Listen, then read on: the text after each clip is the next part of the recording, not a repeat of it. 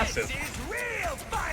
Holy Lord. Oh, there's the infinite ammo. Here we go. That strange shield means nothing to him. There we go. Armed and dangerous. They end up taking down Leo, but will get revived with the BRB. But again, but a little bit too deep goes the Bucky. Checkmate goes down. But now the defense already going to be losing 2 again. Are we going to have the Groot ult here, the Regroot ult? There is the Luna Snow ultimate. They need to walk onto point with it. Here we go, Sean. Able to live for right now here. Possibly going to look for that Groot ult here soon. Wolverine trying to build up health again. Yep, there it is. There's 2. Oh my god, they're just able to get it. Just lost the second point like that. This is just game 1, so they're going to make another last-minute stand, right? They do not have a single shield. They do not have anything to defend themselves. He's able to get his ultimate faster than his support and pull people like that. Oh, no, it's a disaster. Oh no, 5 big booms from Bucky. No. He fumbles the ultimate at the very end, but it doesn't matter. The damage is done. I think they just get this whole point off of that alone. Yeah, oh no! The BRB. Bucky's right back up just like that. Oh my god, Militia with 4 minutes on the clock. Gotta get in there. They need to get in there right now. Here we go. What are we gonna see? Oh no, there it is. God of Thunder getting anything? No. No. And just falls over. And with 4-minute half. What happened? Okay. Mojangles.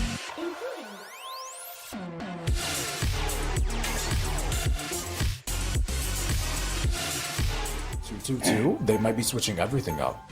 Aim assist Aaron going over to DPS. Oh, yes. Nope. We're going through a few different picks there. I was like, okay, Squirrel Girl, and then I saw Spider-Man and Blitto, and I was getting a little bit worried there for a second. I was getting very concerned. I'll also, if it was a Spider-Man, oh, hold up. Wait, don't.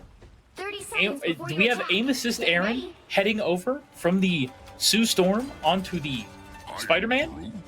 Yes, we do. And if this is played well with that Venom team up, he can blow up anybody. Don't forget, it's also CC in here. You can exactly. use it to counter Strange ult, the Groot ult, if they have a bunch of different options. Oh, hello. All the way up in the air, baby. Oh, the Wolverine 1v1, but I think this is Space Turtle winning this? Yeah, Space Turtle wins this. Oh, wait, hold on. Here we go. Are we going to be able to get out? Sean and Green Knight both go down on the side of the attack. Oh, no. Oh, wait, Iron Man? Wait, what? Huh? And Hulk? Wait, what did we miss? So they switched off of Venom Spider-Man to go Hulk Iron Man? I do like this. I like this a lot. Despite the team up being nerfed, it's still a strong composition. Yeah, I like this, honestly, right now. The Hulk able to do a lot as well. Trying to build back up into the Hulk, unfortunately. It's going to take him a second. Heart being pushed a lot. Oh, no. Checkmate. Oh, no. There's 4. Again, 5 big booms.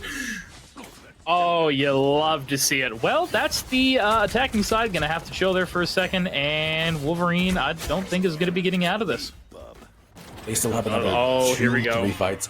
Oh, portaling in. Portaling in. We're going to be going high ground here. Wolverine just, I am surprised we didn't start wailing on that Wolverine, honestly. That dude just, oh my goodness gracious. Doing the ult way too early. I don't know about this one. This is going to be rough for them. Aaron able to get a kill on that, but Venomu. Oh, massive. Agamotto.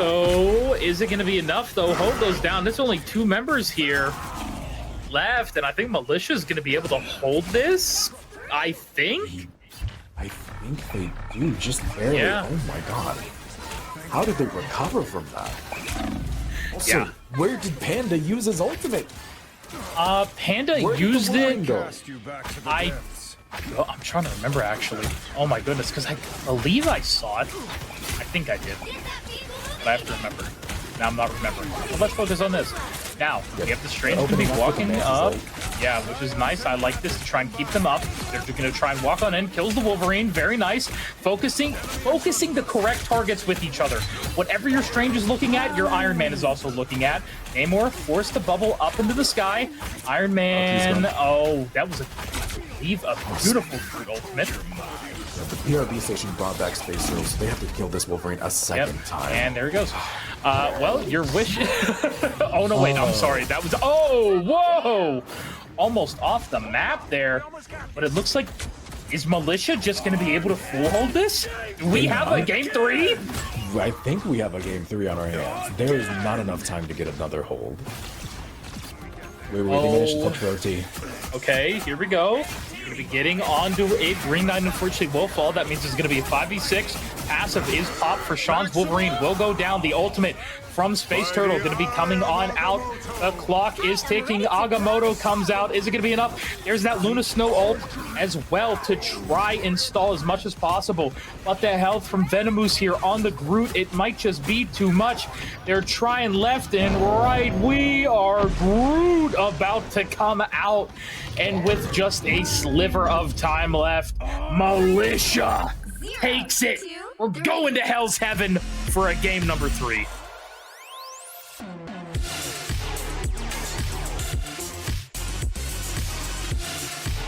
Hey, ladies and gentlemen. Hey, bring it over. Bring it over. Ladies sit and down, gentlemen. children. We gotta talk. We bring it in, my children. Bring it in. Hi. Ladies and gentlemen, we have some news to debut to you all really, really quickly. After that very, very entertaining set of games that we just went on there, we actually have some unfortunate news. Mojangles has to forfeit due to an underlying, or not underlying, but due to another complication with your schedule. And so the winner by default for the second round of games is Militia.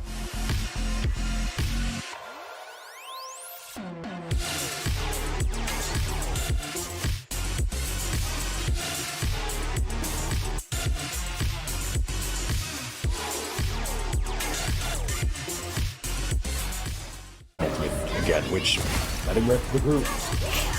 Oh my. And you love to see it. Speaking of the Devil, Space Turtle from Militia going crazy in the back line right now with side of Mojangles, but here's that Storm going on in left and right. Are they going to be able to get any kills with it? No, there's Pablo. Oh, they killed Pablo!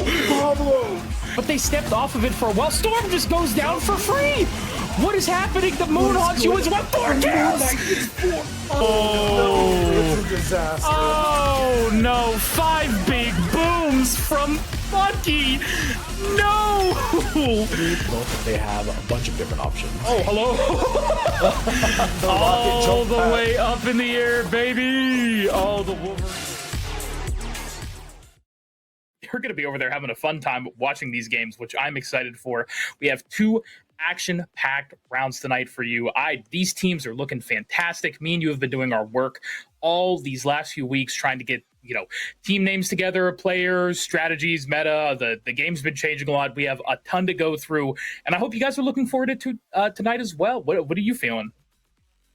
I'm feeling pretty good, and for the viewers who are unaware, we are kicking off today's games with Team Nightshade versus KC Birthright. And after that, we'll be going into Militia versus Mojangles. And Vix, if you care to remind everybody what our maps are for the day. Yeah, of course. We have 3 beautiful maps. Our first map will be Clintar, the symbiotic surface, one of my favorite maps, a convergence map, if you guys do not know.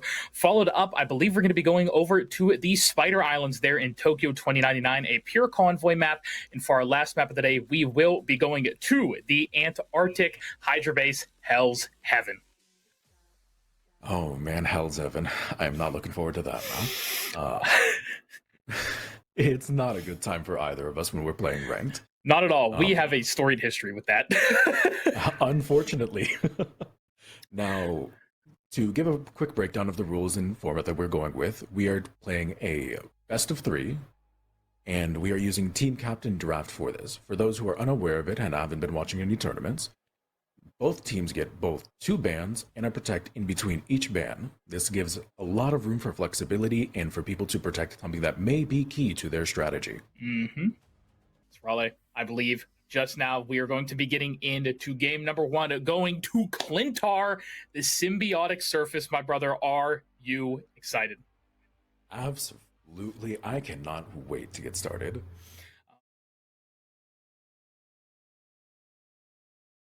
Militia with a very cool team. Really cool team comp here. I mean, they're switching it up. How about we focus on Mojangles right now, who is running triple support, who just got nerfed. I'm not too sure about this one. I'm surprised by Militia's composition now. They seem to settle on their support line, but Space playing Captain America win. At least all the data that I've found says they're a support player. I will say with Mojangles as well. Oh, Aaron actually going to be already going down on the side of the defense. That's going to make it a 5. Oh, wait, that is. Oh my God. Okay. Oh my God. The triple support unfortunately fell there very fast, and I think that's going to be Well, good evening, everybody, once again, and welcome back now to week number 3 of the RRL. I am once again Vixarius, joined by the man, the myth, the kind of a legend, Shuvi Senpai. We brought him out of retirement again. Shuvi, welcome on in, brother. How we feeling? Doing pretty good. You know, I don't know if I'm brought out of retirement necessarily because I just started the job. So if I'm already retired, then there's a little bit of a problem. But fair. Glad to be back. I'm so glad that I was able to be back for week number 2 because, man, oh man. Well, technically this is week 3, isn't it? It's my second week, but this is week number 3 of RRL. Yeah, so glad to be back. I had a lot of fun last week. Yeah, week 2 for you, week 3 for the games overall. Don't worry. You know, you had vacation week 1. We'll go with that. You know what I mean? You were taking a sabbatical. That's fine. But welcome back, everybody. Once again, we have some fantastic games for you all this evening. I am very much so looking forward to it. A lot of good games are just about to be happening. Oh my goodness, Shuvi, are you excited for these? Yeah, 100%. I think a lot of people specifically are going to be excited about the matches for today. If you were looking at that title stream before, the title card before we started to come in, then you might know some of the matchups that are going to be happening today. For that first game, oh my God, KC Strikers versus Nightshade.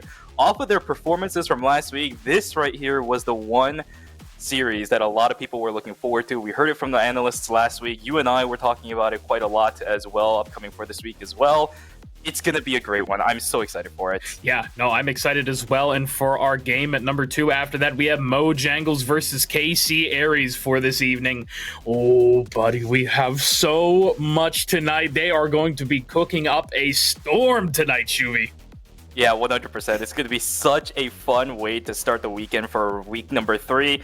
And you know what? Quite frankly, this is the way that I want to start off the weekend, right? It is It is Saturday. We just started how our weekend is going to go. The fact that we're going to get a match and a series like this, 2 of some of the most anticipated series of this week specifically. Bro, I'm ready. I'm so ready for this weekend.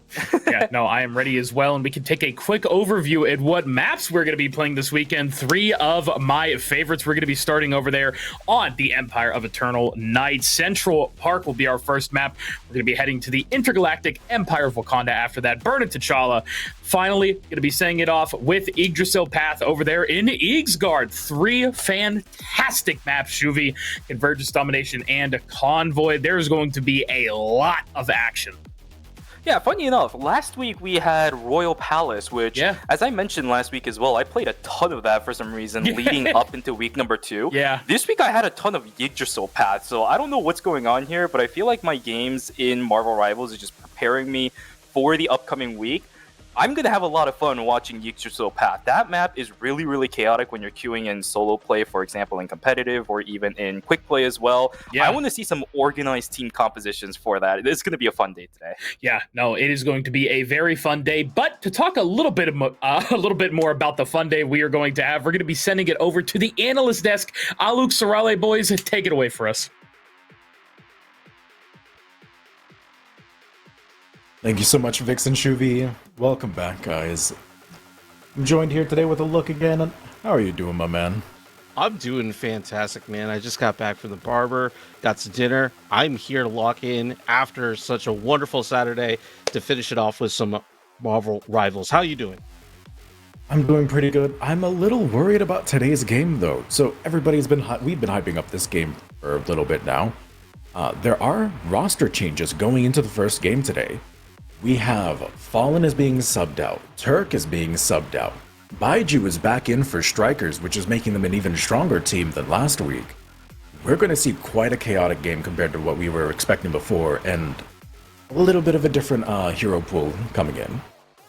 Yeah, I know during the first week, Baiju, when he showed up, definitely did a lot of work on Moon Knight. And I know we've been talking behind the scenes about Atari Unbuilt, and now we have Dragon Lord Cat coming over on Nightshade. There's a lot of, like you said, there's a lot changing.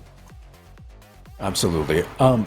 I do want to point out a couple of things before we get into a lot of it. I don't want to reveal what I think the draft should go like, because I expect the players to do their own homework, and then once we get into that first game, I'm going to say what I would like to, at least whenever it comes to regards in that phase. There are some small changes though, because Fallen, one of the star DPS of Nightshade, is missing this week. We'll see how that affects them. I have been talking with some of the players, and we may see some substitutions if Strikers win game 1. Yeah, unfortunately, I didn't get to see too much because both of these teams played Saturday, so I was more of a spectator. I was a bit more relaxed, and they definitely put on some good games. But like, what can we really expect without revealing too much?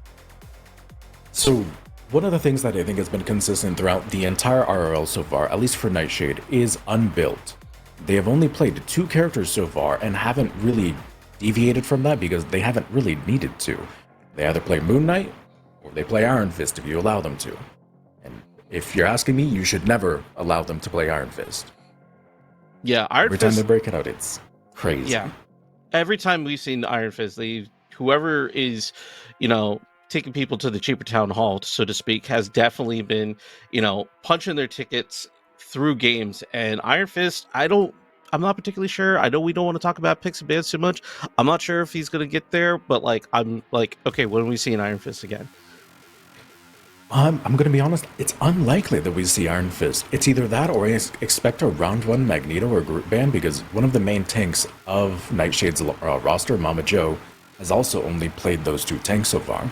We may see Strikers try to target these players who haven't been tested fully yet to see how deep their hero pools really are. Yeah, this is like one of the first weeks where I really feel like we're going to really be watching those picks and bans first and foremost, more than any other teams, because right now both of these teams are undefeated, and this is really going to set up how the rest of the season is going to look. Now, I don't want to get too deep into the statistics, but do you have a favorite for this match going forward?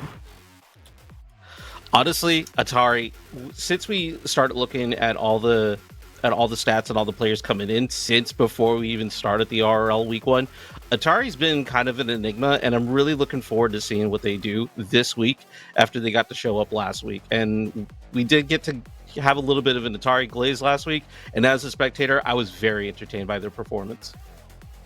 Yes, I think they have also the most interesting hero pool of anybody in the RRL so far, but I kind of want to keep it on the down low and wait until teams really figure out what that player is really capable of. Now, Baiju is coming back, and we've briefly mentioned their performance on Moon Knight. They showed up week 1 with an absolutely phenomenal performance on it, but they also played Punisher. With Baiju and Skizzy look to rival Fallen and Rebuilt as a very strong DPS duo. With Fallen missing, we might see that come into play, and if they do win game 1, we might see the clash of the 2 best DPS duos in this league.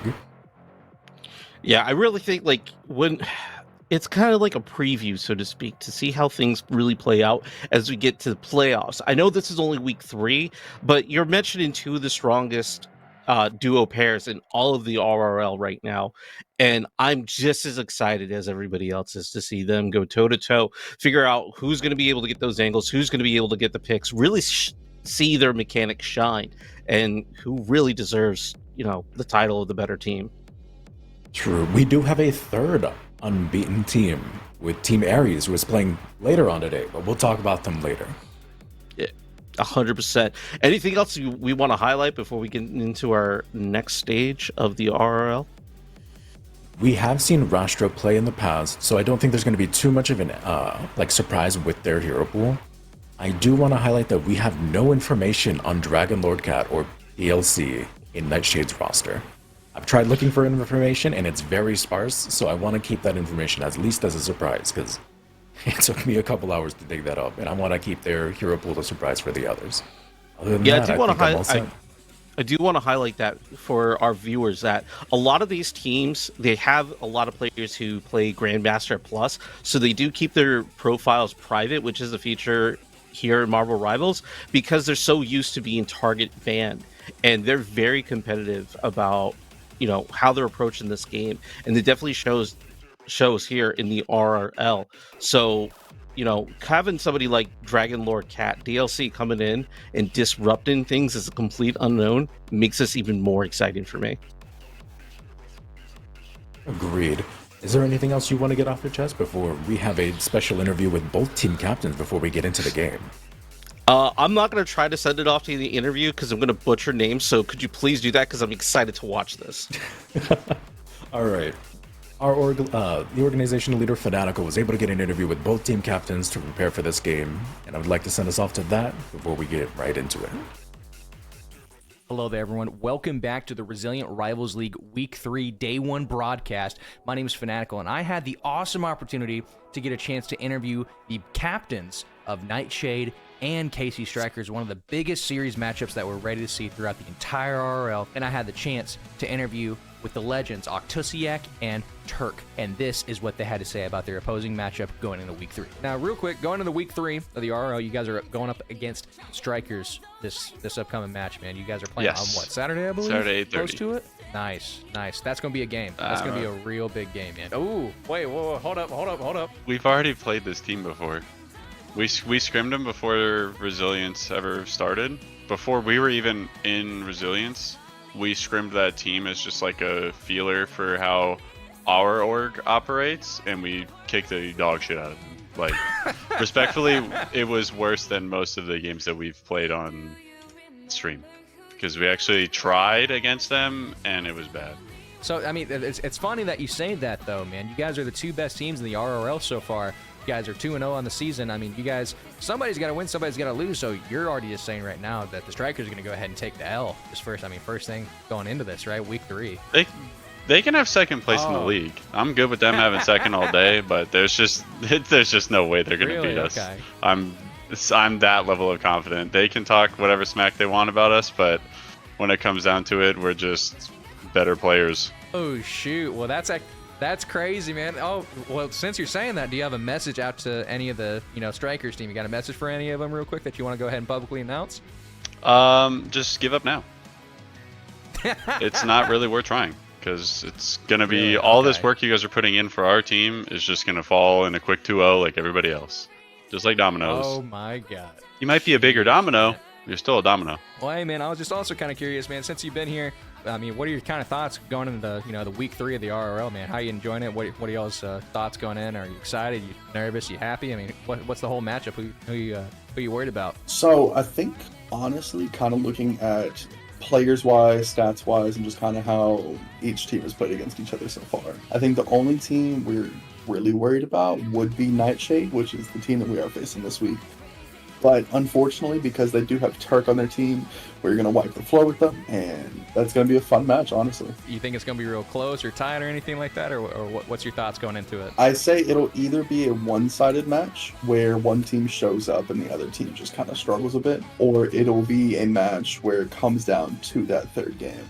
And it'll be like one or two players that'll kind of be the deciding factor of the whole match itself. Is there any specific player that you're targeting or trying to really take out early or anything like that? Come on, give me the game plan a little bit. What's the strategy? Honestly, I don't think they're necessarily anybody on their team specifically that we're trying to take out. I know their tank, Mama Joe. He's definitely a good one with his group main that he typically plays a lot. But honestly, we're not 100% sure what we're really scared of to try to ban out for versus trying to just kind of collapse on and maybe target that one specific player. They're waiting for it. I know you guys have been kind of crap talking each other throughout this entire thing. Would you consider them your rivals? Technically are Marvel rivals, but oh yeah, okay, well that's okay, cool, all right, yeah. But honestly, because a decent bit of the players that are in this league now also are in other leagues prior to this. And so we wouldn't really say beef, but just because we've all played each other in other leagues before, there's kind of that unspoken competitiveness that we have against each other. Now, if you enjoyed that little snippet of the interviews, guess what, guys? There is a full, uncut, unpublished version of this that is going to be live on our YouTube channel on the following Monday that you guys are going to be able to see the entire interview with both Octusiak and Mr. Turk here from both the teams. And if you guys want to see those, make sure you go over there, hit us with a subscribe, and make sure you stay up to date with all the latest RRL content. Thank you again. My name is Fanatico, and I hope you guys enjoy the fuck out of the stream.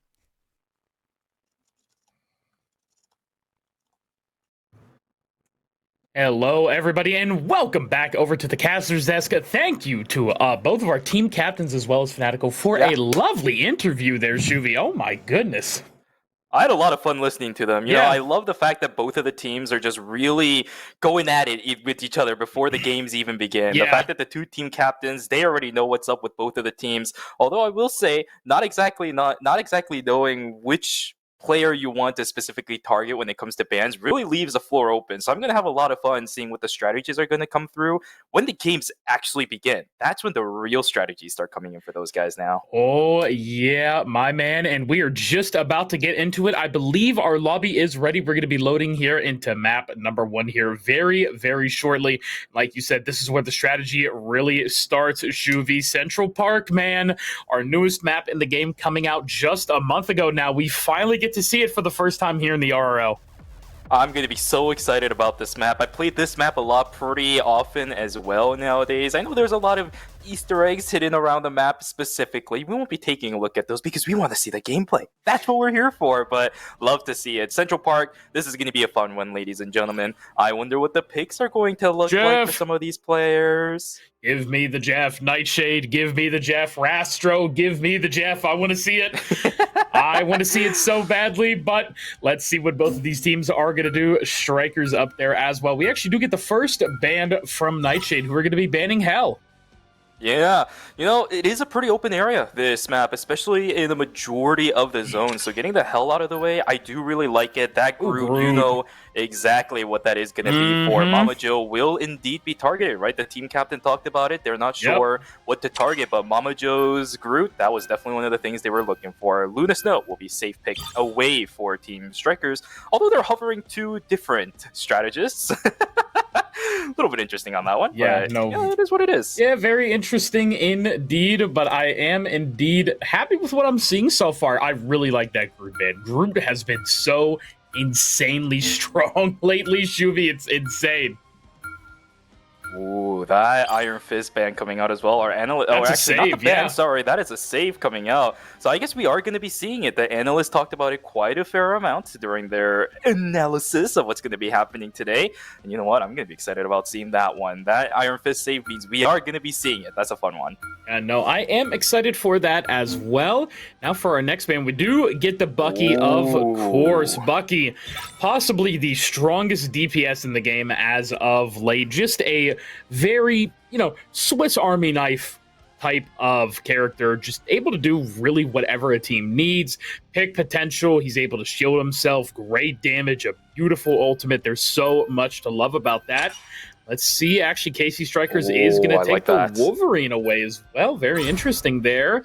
Now, here we go. The pick will now be coming in. Everybody going to be getting on into it. I see a Loki hover, which I'm going to be very interested in. Are they going to be running the triple support with Adam? Oh, hold on. That could be fun. I want to see They're that. Looking to do it. Yeah, KC Strikers, meanwhile, we do have Falcio actually going to be back on the thing that we saw before. I was a huge fan. I was a very big fan. And we have Dragon Lord Cat as well going to be on the thing.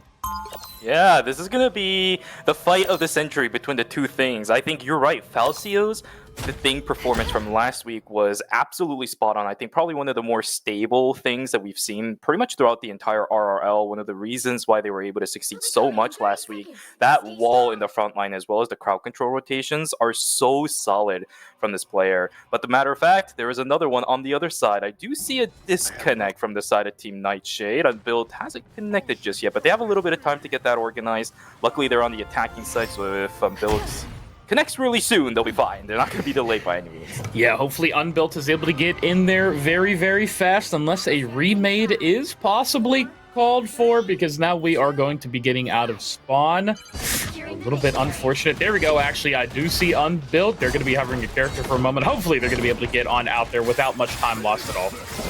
Yeah, it shouldn't be that big of an issue. Again, they're on the attacking side, so it's not like you have to walk all the way to your defending point. It's just going to be fine. Let's take a look at how this Adam Warlock is going to start, as we're already going to see a pick. The Squirrel Girl from Atari will be able to lock down one. Baiju taking out pretty early. The Star-Lord disappearing into the night. Still, the center zone is going to be fought over. This control still being held, at least for the moment, by Team Strikers, but with the Star-Lord gone and now Ayres gone, Ying falling down as well. This is going to be easy control going into the hands of Team Nightshade. Yeah, it's going to be very easy, like you said. Baiju probably about to fall here as well. Unbuilt, yep, there it is. The Iron Fist coming out beautifully. That is an easy take for Nightshade. My goodness, I thought it was going to be a little bit, I thought it was going to go a little bit differently. Maybe Unbuilt still trying to get in there after, not connecting entirely fast enough. But wow, 5.5 minutes on the board now. Nightshade, let's see how they try and capture the first point.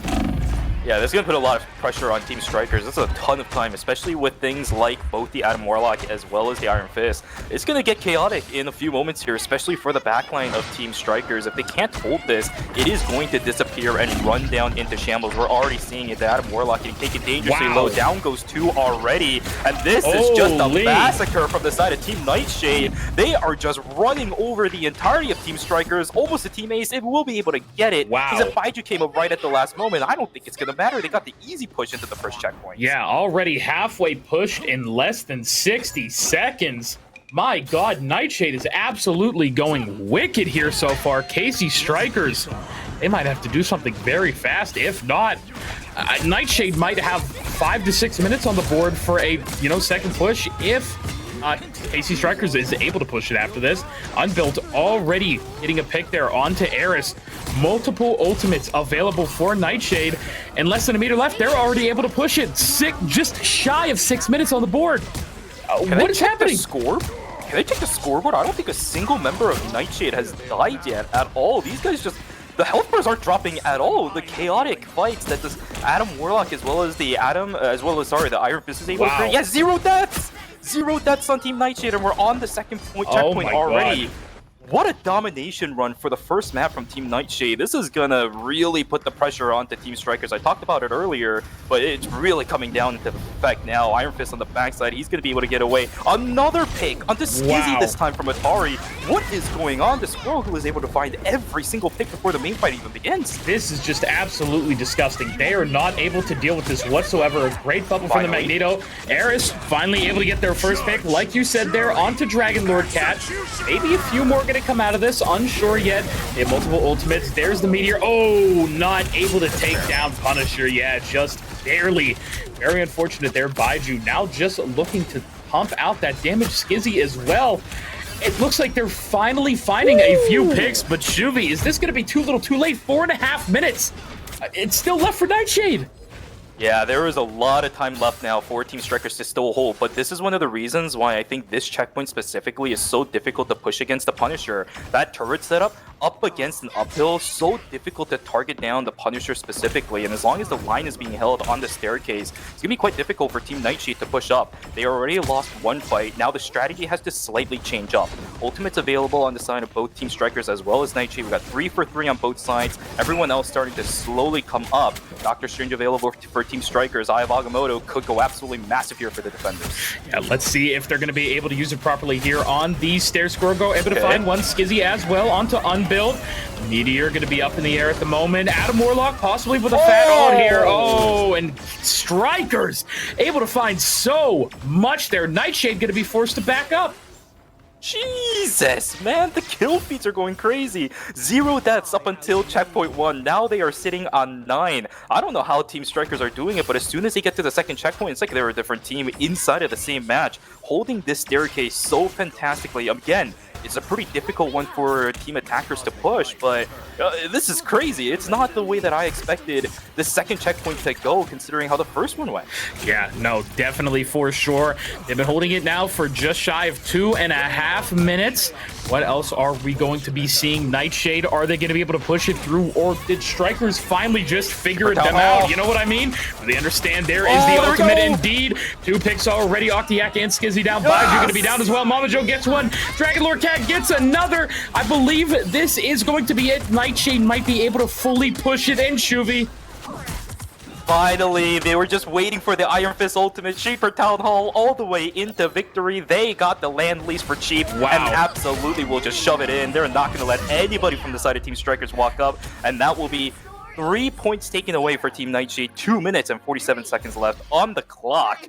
And now it goes over to Team Strikers. The match has been set. It's all on them to push it through. Yeah, let's see if they're going to have a beautiful attack. My God, man. That was just disgusting. The first 2 points, they just completely ran them over there. I don't even know what to say about that. Nightshade did fantastically. And KC Strikers, I have to say, they both, I don't even know what to say. Honestly, I'm out of words. Yeah, honestly, though, this is the normal way that Central Park kind of goes, right? The first 2 checkpoints, especially the first hold, is really difficult. And then the first checkpoint also gets a little bit finicky, but that staircase, man, it is the bane of everyone's existence, especially if you're solo queuing into just normal games. But yeah, my God, that kind of hold right there really goes to prove why it's so difficult to hold. That tight corridor up the staircase, the Magneto was pretty much the only one that was able to walk up from Team, I think it was Team Nightshade before they ended up having to wait for Unbuilt ultimate, right? Cheaper Town Hall was pretty much the defining ultimate, I think, that allowed Team Nightshade to push through. But now what is the response from Team Strikers? They are going to swap over Skizzy onto the Psylocke. I love this, right? You now have an X Factor on your end that is going to allow you to push.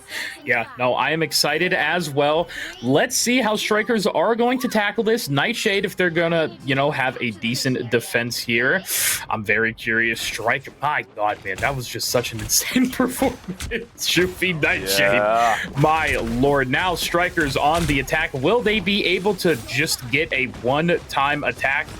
I don't know. It's gonna be rough. Psylocke gonna be doing a lot of damage there to Unbuild. Got the block out, but not much else gonna be happening right now. Curious to see how the Psylocke is gonna play. Head upwards right now. Unbuilt just gonna already be fighting that. Gets bubbled from the Magneto. Not too much ult charge yet. This Namor in the back as well, just trying to pump out those spears. Here we go. Skizzy on a really good angle. Yeah, Baiju unfortunately goes down. Falcio finds the Squirrel Girl. And now a beautiful lamp by the Loki to be able to stop the dive from Unbuilt. Not gonna see any more picks anytime soon, though. It's looking a little rough. About to say, Ying does have that new Loki skin, which I'm a very big fan of, that presidential Loki. Just a little, gotta slide that in there for a moment. But now, Battle Pass. Looks like, it's not a part of the Battle Pass. Don't worry, it's just in the store. Oh, you're right, it's a different one. Right. Yeah, you're thinking of the All Butcher Loki skin. But now, Strikers trying to find their way in here. It's been almost a minute and a half. They will pop the Luna ult, possibly to just try and get a little bit aggressive with this. What are we gonna see, Adam? On Nightshade, trying to take down anything at the moment. They do have a just absolutely massive amount of DPS coming from their strategist line. There is so much happening. I see the Scroll Tsunami and everything right now. There's just ults upon ults, Shuvy. Yeah, no one is dying, though. That's the crazy part about all of this. The Luna ultimates are going through, but the Loki totems are also really looking good as well. The lamps are doing a lot of value, but finally people are starting to fall. Nightshade, Skizzy with 2. Slowly but surely will all fall down, and this is going to allow Team Strikers to get the mainstay control, and even more. Okay, wait a second, Adam Warlock to try desperately holding on to this. They really want to not let Strikers get control of this zone for free. Adam Warlock ultimate value is pretty high. This Namor trying his best to get those tentacles down. He's trying to get the damage out as much as possible. Nightshade's health bar are slowly starting to fall. Unbuilt gone. Mama Joe is also gone as well. Strikers may have actually held off on this. They're trying to push Nightshade back. Will get the control. Maybe somebody's still on it. This is so difficult for Team Strikers. Man, this is so back and forth. Yeah, there we go. 4 minutes going to be up there on the clock for KC Strikers. Let's see how they get it done. Ratatosker going to be moving there, which I absolutely love that payload so much. It's one of my favorite designs. The fact it is literally just Ratatosker. It's just walking along. I don't know why it's so funny to me. Octiac actually getting a kill onto Rastro there. That is a very nice pick. Yeah, I mean, Ratatasker might be moving along, but something that starts with RA, yeah, you're not going to be moving any further if you're dead for the time being.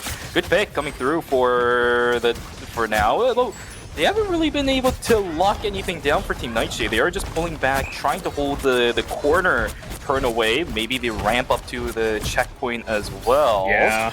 No damage being sent just yet. We're just waiting to pull Magneto the trigger. coming on Magneto in. ultimate going through. It does snipe down Ayres. It's also going to snipe down Octu. Down goes Very Ying good as well. job. So for Team Nightshade, There we go, they will hold. Nightshade. Yeah, they're able to get a few picks there, and it's only going to be Skizzy just in the back at the moment.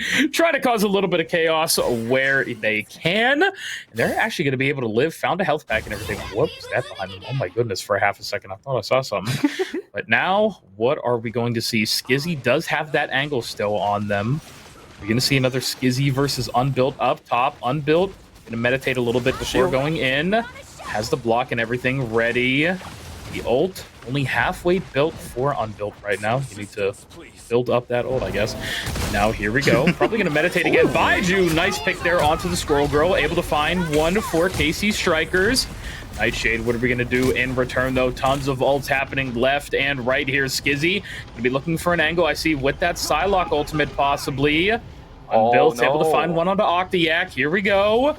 There's a 1-for-1 right now. Oh, just barely living. Oh, my God. DLC as well on that Adam Warlock. Barely as well. We saw... Oh, my God. There's so much happening here, Shuvi. Falcio, maybe going to go down to Unbuilt. No, great lamp there by the Loki. Skizzy able to find two. Dragon Lord Cat will be reviving due to that Adam Warlock passive. Trying to get back in. Doctor Strange with the portal as well. Falcio, what are we going to be seeing as well? Trying to protect Octayak. They go on in. No lamp for Nightshade's Loki as well. Two members currently trying to walk on back. Does have the Eye of Agamotto trying to build up as much power as they can. There it is. There's the Eye. We get multiple members. We don't have the explosion, though, unfortunately. Born again from the Adam Warlock could be putting a bunch of members of Nightshade back up here on the map. The healing is incredible as well. And KC Strikers, they're trying to find anything but a beautiful Adam Warlock ult like that. You're going to have to fight them all again. Yeah, what a fantastic hold from Team Nightshade. Dragon Lord has been able to hold this line so well. Every single one of these Adam Warlock ultimates have gotten massive values in both of the rounds we've seen it so far. And you know what? Now this puts a stunt on what Team Strikers want to do. They have a minute left going into the first checkpoint, and they still haven't gotten it. They still have to go through the staircase, assuming they can even push this first checkpoint. The problem is, the timing is just not there, right? We still have the Luna Snow ultimate available for Ayres unbuilt. He has the cheaper Town Hall. He's going to have to use it very soon, but that Luna ultimate is going to deny it. It's going to buy even more time for Team Strikers. Okay, Unbuilt, you got to do it this time around. Namor ultimate invested. The whale goes down as well. Can Unbuilt hold this and deny the point going over to Team Strikers? Okay, here we go. Unbuilt, there we go. Letting all that chi loose right now. Unbuilt trying to do as much damage as possible. Loki did have the lamp up for a second, but will it be enough? Octayak going to be the first one to go down. Only a second left of this, but able to find two. Squirrel Girl able to find one onto Ayres as well. And I think this is going to be KC Strikers with their first loss right now. Nightshade is just going to hold them here. My goodness, nobody able to touch the point. Beautifully done by Nightshade. Final score for map number 1, 3-2-1. Fantastic hold. I think the staggers of the ultimates were so good too. Luna Snow ultimate into a cheaper Town Hall, denying every single point of entry for Team KC Strikers. Well played from Team Nightshade, and that's going to be 1-0 over to that defending side, at least for that second portion of the map. Yeah, Atari as well getting that MVP there. Both DPS just doing so much work, Shubi. Atari and Unbuilt. Yeah, both of them. Almost 30,000 damage on that Squirrel Girl, Shubi. Holy Lord. That is absolutely filthy, and rightfully so. We saw so many picks from Atari at the earlier portions of these fights. As I said, Atari kept getting picks off on the members of Team KC Strikers before the fight actually began. And that 5v6 advantage is what allowed Team Nightshade to push in. Such a great game from the Squirrel Girl. Atari, great game, number 1. Yeah, no, beautiful indeed, Shuvi. I love Central Park so much as a map, and they both really just showed what a good what a good attacking side looks like and what a good defensive side looks like, because I really thought KC Strikers was going to be able to push it all in first, but unfortunately they did not. Nightshade just having such a gorgeous defense like that. Squirrel Girl working for such tight, narrow corridors like that, able to find so many picks easily. We saw that with, like I said, almost 30,000 damage. My God. Absolutely filthy, honestly. The fact that we're able to see numbers like that on Squirrel Girl right now is huge, but a perfect map to do it. As you said, I love the fact that tight corridors are working so much in value of Squirrel Girl. Atari just able to maneuver that character so well around the map. Chef's kiss. Yeah. Again, week 2 weeks in a row. Yeah, chef's kiss indeed. But Shuvi, we're not the analysts here. We don't talk that much about the gameplay. We just yap about it. So how about we send it over to our boys there on the analyst desk. Sarale, Aluk, gentlemen, how was game number 1 for y'all? Thank you so much, gentlemen. Shuvi. Before we get into the stats, sorry, there's something in my throat. Before we get into the stats, I do want to say I predicted a lot of the draft that was coming into this, and unfortunately, Strikers did a couple of things that I think were misplays in the draft phase itself. Unbuilt has, I mentioned it very briefly, only played Moon Knight and Iron Fist, and one of the strongest anti-dive features in this game is Luna Snow's team up with Namor, that Octoling that slows. In my prepared, what is the word I'm looking for here? In your notes. Draft. Oh, okay. Yeah, in the simulated draft I thought they would target Mama Joe, which they did, protect the Luna Snow, which they did, and then ban out Moon Knight, because if they were able to play the Namor correctly, Unbuilt would have been put in a corner and see what else he has in his hero pool. Fortunately, it did not work out that way. Man, I can hear the excitement. You were ready. You were just like, let's talk about the draft. And it's like, hi, I'm here too. No, I'm just kidding. Sorry. I love you. I'm no hate, because you and I were discussing about this days ago, and you shared your notes with me, and you're right. Like, you're like celebrating in the background while we're watching this, and the casters are going off. And, you know, it's really hard to see that draft come out, and for Nightshade just to kind of stick to their words and are really putting Strikers on the back foot here. Like in the picks too, I'm kind of seeing a difference. We have KC Strikers with a 2-2-2 build, 2 tanks, 2 strategy, and 2 duelists, where Nightshade were only 1 tank, 3 duelists, or sorry, 2 duelists and 3 strategists, 3 healers.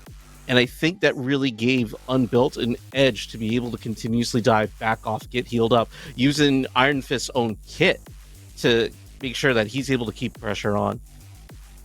You know, there is one part of this that might not be immediately obvious that is giving Unbuilt that extra edge, and I want you to take a quick stab at what you think it is. It's in that support lineup, that triple support that you mentioned. Oh, I'm kind of thinking that Mantis pick, really. Exactly. So from the mid-season patch, we saw that Iron Fist actually got a damage decrease across the board, but he got a lot of bulk out of it. With Mantis giving him that damage boost every time he was going in, Unbuilt was basically playing a bulkier, unnerfed version of Iron Fist that was going crazy. Yeah, we even saw Cryokinetics use the Mantis ult twice to Rasterot, then Caster, then Cryo. They used 2 Mantis to make sure Unbuilt could get in on their attack run to finish delivering the payload to the end of the route, which I was honestly freaking out. We were trying to stay calm so the casters could focus, but I was freaking out internally. I will make a small correction, because it was actually Cryokinetics who was using the aggressive Mantis ults, and Rastra was using the defensive ones. The Loki was copying the allied Mantis and going in with it. Yeah. I did not notice that. It was a very small thing. It's mainly about how fast the ults charge here. With Loki being able to use it first, they're able to build it up much faster and participate in these chaotic fights, especially when it gets defensive, and pump out enough healing and damage when people get bunched up. Real quick, just to kind of give a little bit more glaze to Nightshade, if we could bring the stats up again real quick, I would appreciate that. I do want to highlight Atari, because I was glazing good Atari earlier. But on the Squirrel Girl, yeah, you would expect them to have a lot of damage. I know Shuvi was definitely excited about that. But I feel like with that much damage being loaded on, you got to see Mama Joe and Unbuilt really secure those kills. Like you would expect a solo Magneto to deal with a lot of denial, protecting with the shields, with the wall, but Mama Joe and Unbuilt were able to follow up on all that damage that Atari was putting down. I really think that hindered a lot of Striker's game plan because, Squirrel Girl's nuts just have too much AoE. Absolutely. And if you hit directs like Atari was, you do an insane amount of damage. What about KC Strikers? Like, what can they do to make sure this doesn't happen as we switch over to a domination map? So I think they need to go back to the drawing board, start from the very beginning, redo the draft. We know 2 players on this roster have very specialized hero pools that have not been fully tested. Pick one and target it. Either pick Mama Joe or pick Unbuilt. You can't divide it because they're both going to get comfort heroes that they're still going to pop off with. You need to see what else they have, or else you're just going to have this happen again. Now, correct me if I'm wrong, but didn't KC Strikers start with a Thing pick into the very first battle? Yes. Falcio has been playing a lot of Thing lately, but it wasn't working out after that initial point, and switched over to the Doctor Strange. On the defense, they just switched the roles, and Falcio was playing the Magneto and Octa was playing the Strange, but yes. What if they bring out Thor? I'm kind of feeling a Thor would have been super helpful, just to add a little bit of extra damage on that front line. Thor could be really good, actually. So a thing about Thor that not a lot of people realize is since you build up the ultimate really quickly, you can force out a support ultimate if you're able to dive into that backline. The bubble that he puts around him that regains his Thor Force charges actually applies a slow if you leave it. So if you dive in, put the bubble, pop your ult, it's a guaranteed kill if a support ultimate is not popped. Yeah, and we saw the Adam Warlock ult coming out for Nightshades frequently, and that's not kind of an ult I want to use against a Thor, because, when you pop an Adam Warlock ult, you don't come back with full health, you only come back with a portion of it, and, we saw that first cap point. The Adam Warlock almost stopped the Striker attack, but it did save them. It did save Nightshade again later on. So I don't know. I'm really feeling the Thor would have been a great pick, but I got no more notes or anything to say. I'm ready to go to domination over on the Intergalactic Kingdom of Wakanda. Absolutely. After the trash talk we saw in the very beginning, we might see it has a lot more merit than it initially thought. We're going to send it back to our casters and get ready to get into our second match.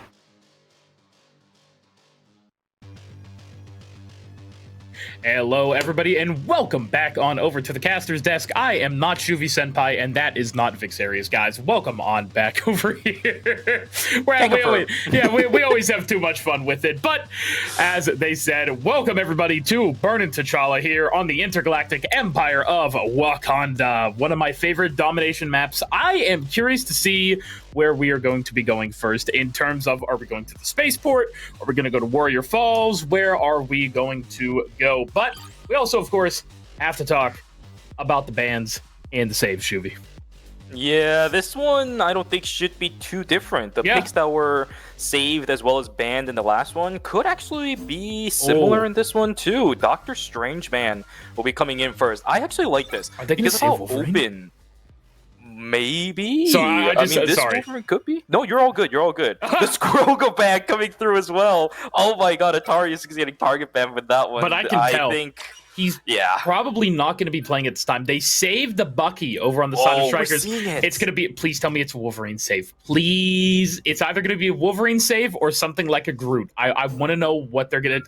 yes, I knew it. Okay. Yes, I was like, it's either Wolverine, but I feel like now Wolverine might get banned out here. Okay, they're going to ban the Magneto on the side of Nightshade. I feel like this just has to almost be a Wolverine ban because they're saving... Yeah. Oh, God, this is going to be hard. Let's see. That's a really good Magneto ban, though. Adam Warlock actually going to be banned. That's wow. Okay, I like this. This is going to be a scrappy game. We already see Nightshade over there. Like I said, Atari going to be locking in that Wolverine. Rastro hovering the Black Widow will go over to Mantis, Loki, Luna. We're going a few different places. Unbuilt going to be back on that Iron Fist. There we go. Rastro on the Luna. We might see a 1-3-2 for Team Nightshade and Burn and T'Challa. Hold on, here we go. Falcio as well. I think somebody might have picked up on the Thor. Yeah, okay.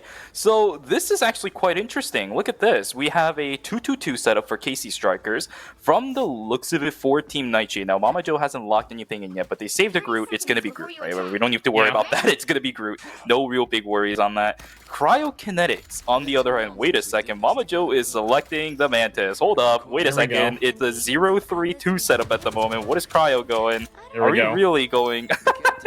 Rocket, dude, my God. It's 0-3-3. Oh, what?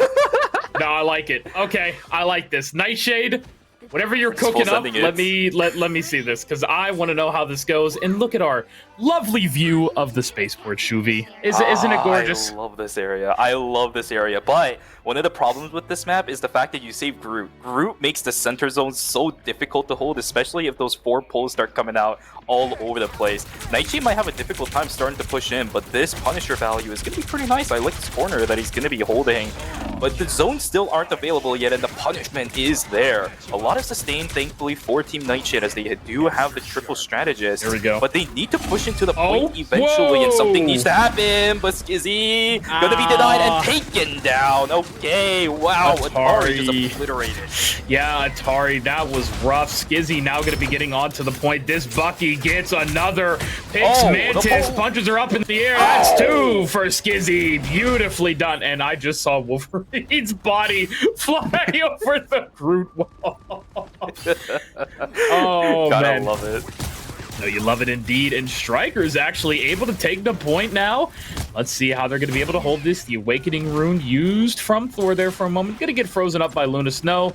Punisher with their infinite ammo. But I'm still Nightshade. How are they going to be able to cope with this, Shuvi? I don't know. Again, it's a really difficult zone to push into. You know you're going to be fighting up against the Groot. They do end up getting a pick onto Skizzy, but this Groot is still going to make it really difficult for you to lock the control down into that center zone. That's the main goal of domination, after all. Wow. But it is going to be the Punisher ultimate to come down, ripping people to shreds. Baiju eliminated already. We saw him get ripped to pieces. There is a Wolverine knocking down the Groot, and without the Groot, now it makes it a little bit easier for Team Nightshade to get the control over the center zone. They will be able to, but they're still pushing through. The Wolverine just getting so much value out right now. The damage is absolutely insane. The 1v1 up against the Thor, Here we go. Not gonna come into anything, but he gets the leap in. Oh my God, a kill for Atari. He will get traded out, but somebody else also fell on the side of Team KC Strikers. Nightshade with the 0-3-3 setup is getting control over this game already. What on earth is going on? It's not about killing them, it's about sending a message. Atari is just throwing them and slamming them down in the corner saying, we will kill you. It might not be me, but my team is right behind me and they will follow up. KC Strikers now with multiple ultimates. Baiju comes out with that Judge, Jury, and Executioner, and with not much on the side of Nightshade at the moment. What are we going to see? Rain in the back, trying to kill that Mantis, but the ultimate actually just about to run out, but they kill Baiju. Lovely job there. KC Strikers forced to pop the Luna ultimate now. How much else? Yeah, they do have Armed and Dangerous as well. Falcio's going to have their ultimate. Nightshade, everybody dancing around with these ultimates. Cryokinetics is able to get back DLC. Dragonlord Cat back on the map. Skizzy now, what are we going to be looking for? Not really able to find the resets. Atari does find 2 on a Falcio and a support. Baiju goes down from Unbuilt as well. And Nightshade, they're going to be able to take the point back again.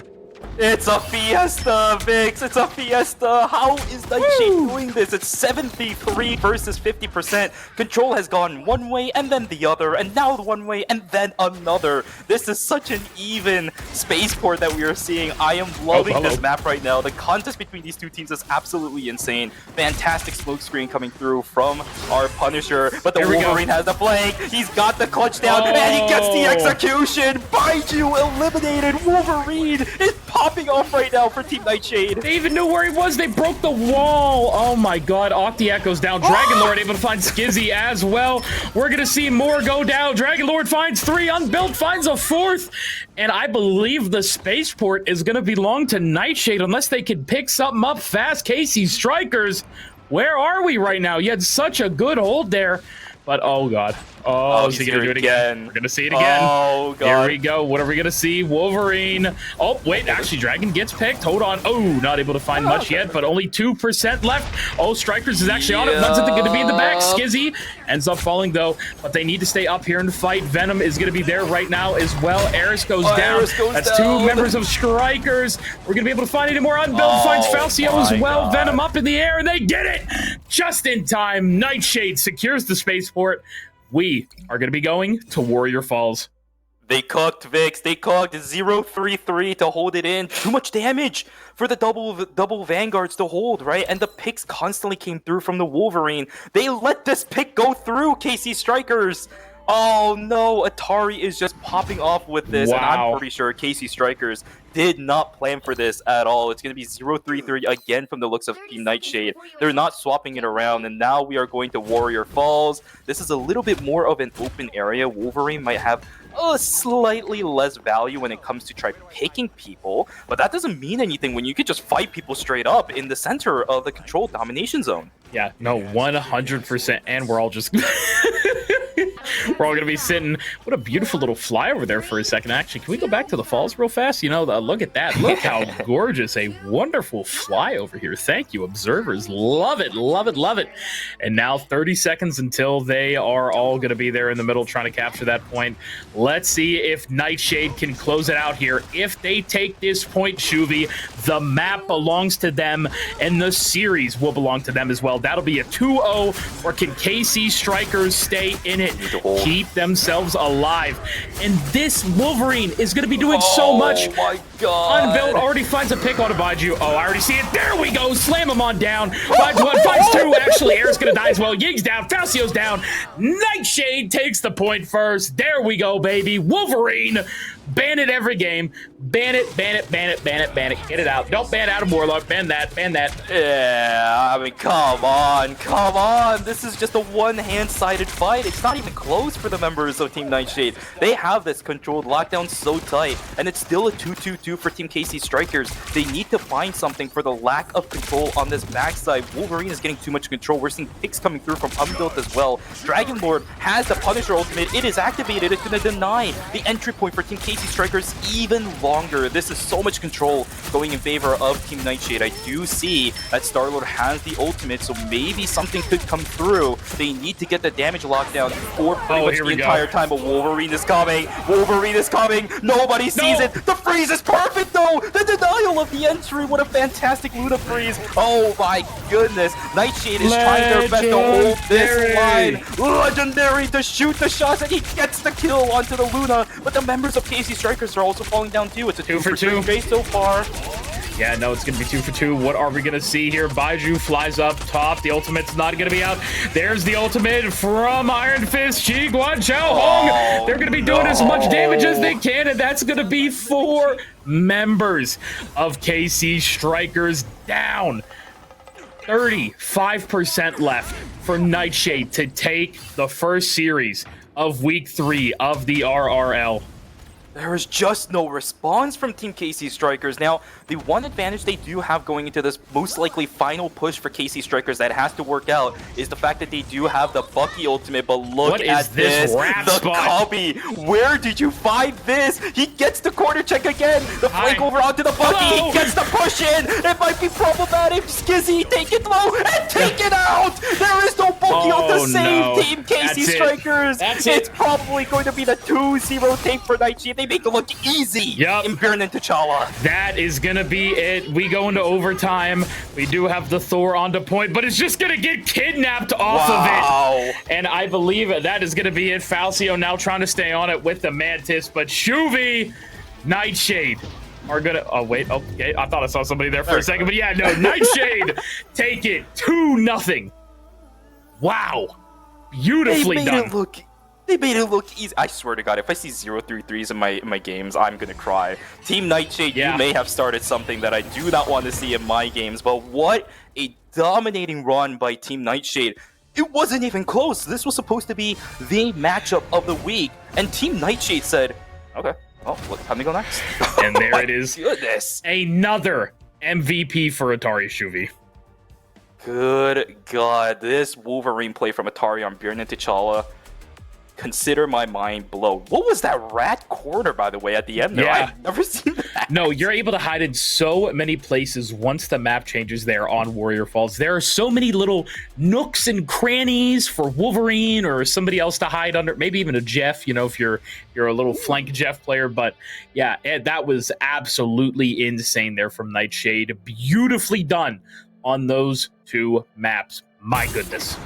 Yeah, look at that. Wow. Look at that. You get a pick on It's the literally skizzy. a rat. My God. It's a wolf straight up hunting for its target, right? And while that was happening, we saw DLC on that Punisher also get 2 more picks. I don't even know, Yeah, as I said, the ultimate responses were just always there perfectly on time for Team Nightshade. I don't know how they do it, but the timing was just perfect. What a great series from Team Nightshade, and they will go 3-0 for Week 3 for the RRL. What a great victory for that team. Yeah, no, that was beautifully done indeed. But I would like to hear a little bit more from our analysts, Sarale, Aluk, gentlemen. You guys take it away. Oh my God.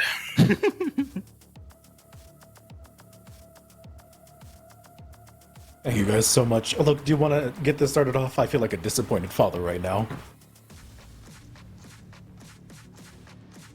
Oh, look, you are currently muted. No, I'm not saying anything because I'm a baby plat player. Like, I don't even know what to say to that powerhouse of a show. That felt personal. That felt like that all that smash that trash talk. Yeah, we're gonna give it back 4 times over and deal with it. We'll see you in the playoffs. Like a 0-3-3 build that just rips and tears through each point, no contest. Like KC Strikers definitely try to mix things up, but they just had nothing to answer to the Wolverine. No Spider-Man, no Squirrel Girl. There was one point where Atari did get frozen, but like that, there was no crowd control, no evasion from the other carries on KC Strikers. Like, it was rough. It was rough. All right, so let me break out the notes. I'm sorry, it's gonna get a little brutal in here, but before we get into that, Shuvi, you don't have to worry about 0-3-3 polluting your ranked games. You have to be this skilled to make this work. Otherwise, it's just gonna fall flat. Hopefully people take my words to heart. Don't think you're him, because you're not. You're down there for a reason. You can climb, but don't do it down there. Now, the first thing that I want to point out that is kind of in the back of everybody's mind is they banned Strange and Magneto.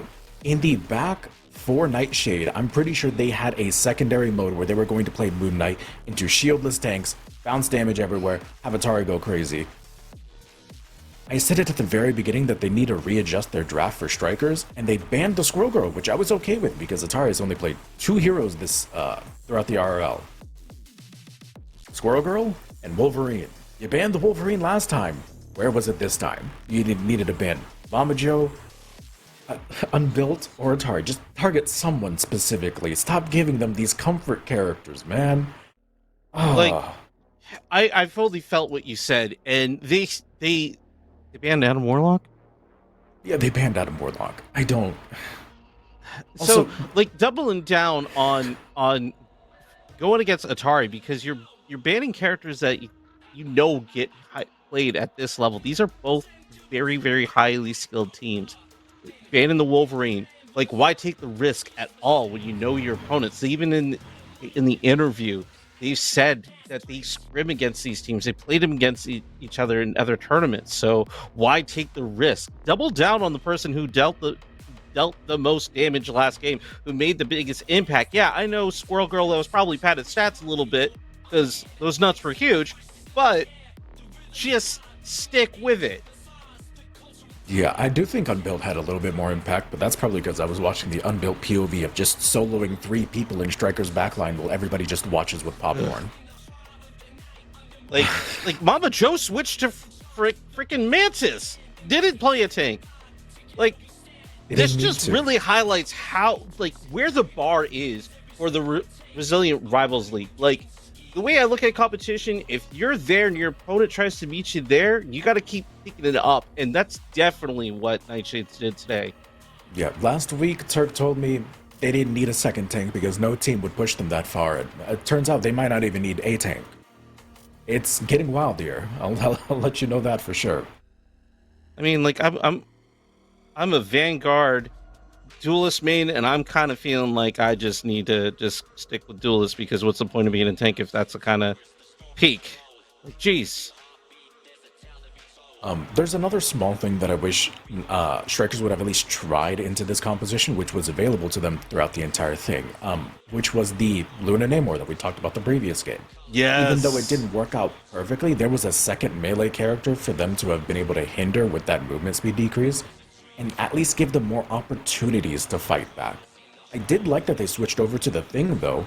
The grounded condition preventing all kind of movement abilities can fully stop Wolverine. It can fully stop Iron Fist from being able to dash out. Very strong anti-dive. But they were coming in bits and pieces, and the whole puzzle just wasn't coming together. Like, when we were in the hangar, I thought Skizzy was going to, really counteract the Wolverine pick. Skizzy had a couple of really strong picks at the start. But yeah, at the end of the day, Wolverine really said, hold my beer. And it just looked like KC Strikers just fell apart and could not decide on what to do other than just praying. Yeah, hopefully they're able to revive this view and figure out where they went wrong, because playoffs will happen and they will likely meet each other again. But today was not the best showing for Strikers. I'm so built. Who do we have next? It's Mojangles and Ayres? Yes, we have Ayres versus Mojangles, and coming up next, which I have a lot of reserved comments about. The lightest comment I have is Mojangles has kind of been in shambles lately with players dropping out, and with Claire and Illicit Sleet and Cactus Arms being such a dominant tank and DPS force. Also Nostra, not to give failure credit there. This next matchup might be a coughing baby versus a hydrogen bomb. Yeah, I really feel bad for Mojangles. They've definitely been the team that's had the hardest time sticking together, because every player here is here for passion, and they are trying their best. Everyone I've seen wants to get better and show their skills. And Mojangles is the only team that hasn't had a consistent roster because players have been dropping in that.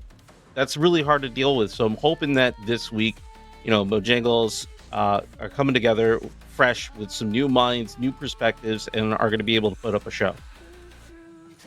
Absolutely, but we shouldn't get too deep into that conversation because that is for after the break. Look, do you have any closing thoughts on the current series before we send it back to our casters? No, I got to pick up my book, man. I think I just hurled it to the moon. Fair enough. Well, Vix, Shuvi, any words from you guys before we head out to our break? Well, hello, back on over here. We really don't have anything else to say, honestly. I'm excited for the upcoming games, and yeah, it's about it. We're gonna be going on back, Yeah, Mojangles versus KC Ayres. It's gonna be a fun series. No lie, right? It's gonna be a fun series. I want to watch Claire again. Claire was so fun to watch last week, so the upcoming series definitely gonna be fun. But for this specific series that we just watched, we said everything really, so I got Yep. Yeah, no, that's it for us. We're gonna be sending it over to break, and we will see you guys back here very shortly. Lisha, okay, already taking the first point, Sorrel. I'm telling you, players, my goats. I love it. I want to see more of it, and I think this is the perfect game to do it. He is going deep. Oh my god. I like it. Oh, honestly. wait, there we go. He's gonna get the BRB. Yeah. Oh no, that is actually. Oh, whoop. Oh, he just locked him in with the... Oh. No, this is fine. This is completely fine. Rocket might have a lot of movement here.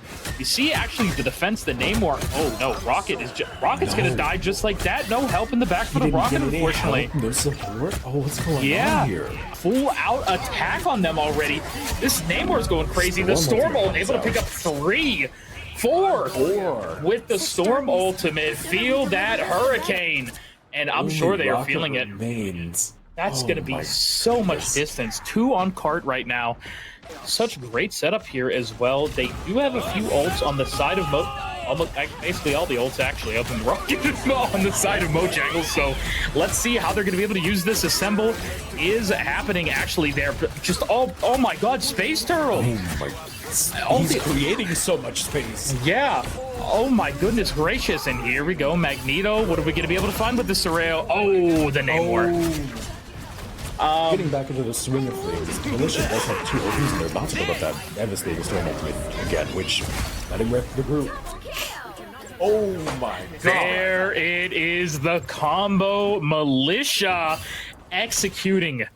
Console players come out to support each other as well. I've seen so many people in the chat here to support Militia, and you love to see it. Speaking of the devil, Space Turtle from Militia going crazy in the backline right now with this Captain America ultimate diving in. Storm with 3. Storm.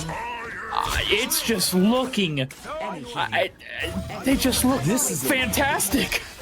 Final point here. Ult comes out, but I don't think it even gets anybody. Things are starting to fall apart for Mojangles. Oh my goodness, it is so hard for Mojangles here right now. Actually, hold on. Wait, they're actually doing it. Okay, hold on. There we go. That's what we were looking for. Mojangles, a little bit of a comeback here, able to stop Militia for a moment, maybe waste a little bit of their time. They still have 3 minutes on the clock to work. Exactly. Take us to OT. We give us that tension. I want it so badly.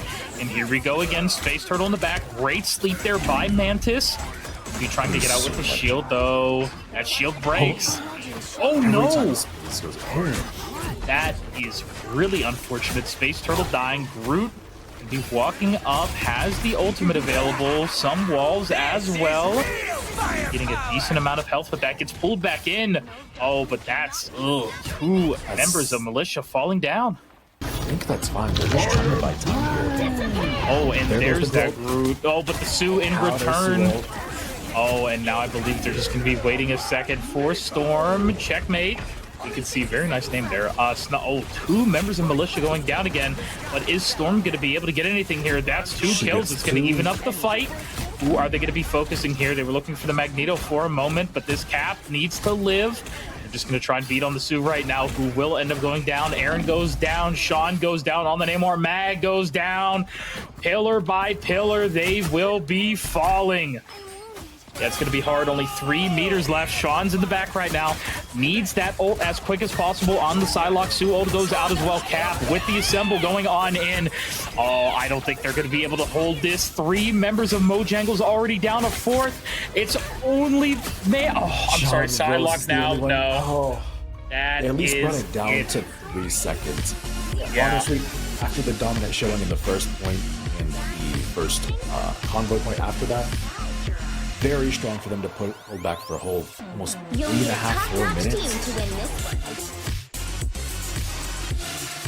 The rank difference between these 2 squads, the average rank on Mojangles is about Platinum, while Militia is like Celestial, some Eternity players. They're putting up a good showing. Be hard. I'm curious to see these Groot walls. We do have one a little bit back. You know, if you don't know, Groot going to be able to get so much free health from a great wall like that. We have Mojangles walking on up. Magneto here taking a lot of damage. Has the bubble now. Forced to use it. Does not want to die here too early. Sean, actually, they're able to pick up 2 kills already onto the defense of Militia. Yeah, that's too absolutely massive. No, yeah. I think they get first point off of that. Wow, this is exactly what I was just saying. Are they going to be able to take it easily? And they do.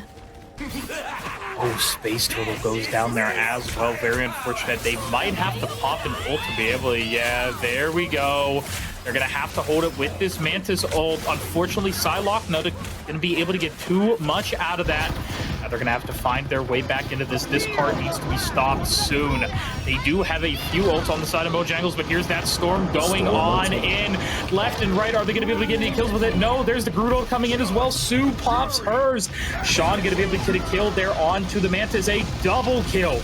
Now killing Storm as well. The defense is going down. This Psylocke is doing so much. Sean will eventually fall, but now Magneto able to kill. And look at this, the attack. They're just killing them one by one. What is happening now?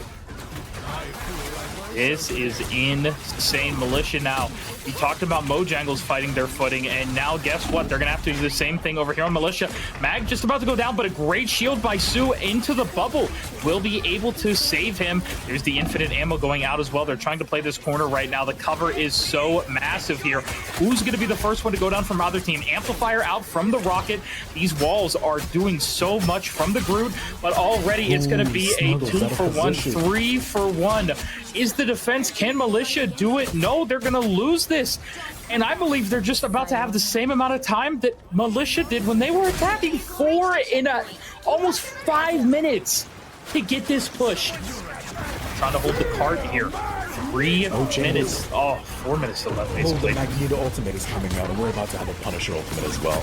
Yeah. Oh, there's one on the defense going down. Groot, what are we going to be doing here? Venomous. Are we going to be getting one here soon? Punisher walks up maybe a little too far. Groot will be slept for a moment, but it's not going to... Oh, my God. Sean my goodness, he's does just so melting much. everyone. Is Militia going to be able to do much here? There's Giganto coming on. I'm sorry. Yeah, there it is. The big whale. Giganto gets it. But it just doesn't look to be enough. The defense is still just falling down here. The amount of healing Punisher is going to be getting healed, and this is not looking good for Militia Sorrel. And only 3 meters left, but 3 minutes for Mojangles to be able to push it this tiny bit away. Oh, they tried to throw Groot out. Yeah, there's the Psylocke ult, and I believe Groot's going to go down with this. And just like that, oh, wait, Storm comes on in, but a great invisible woman ult to stall it. You can't step off of it, though. Oh, but that is unfortunate. Difference. Oh my God. Time to switch things up.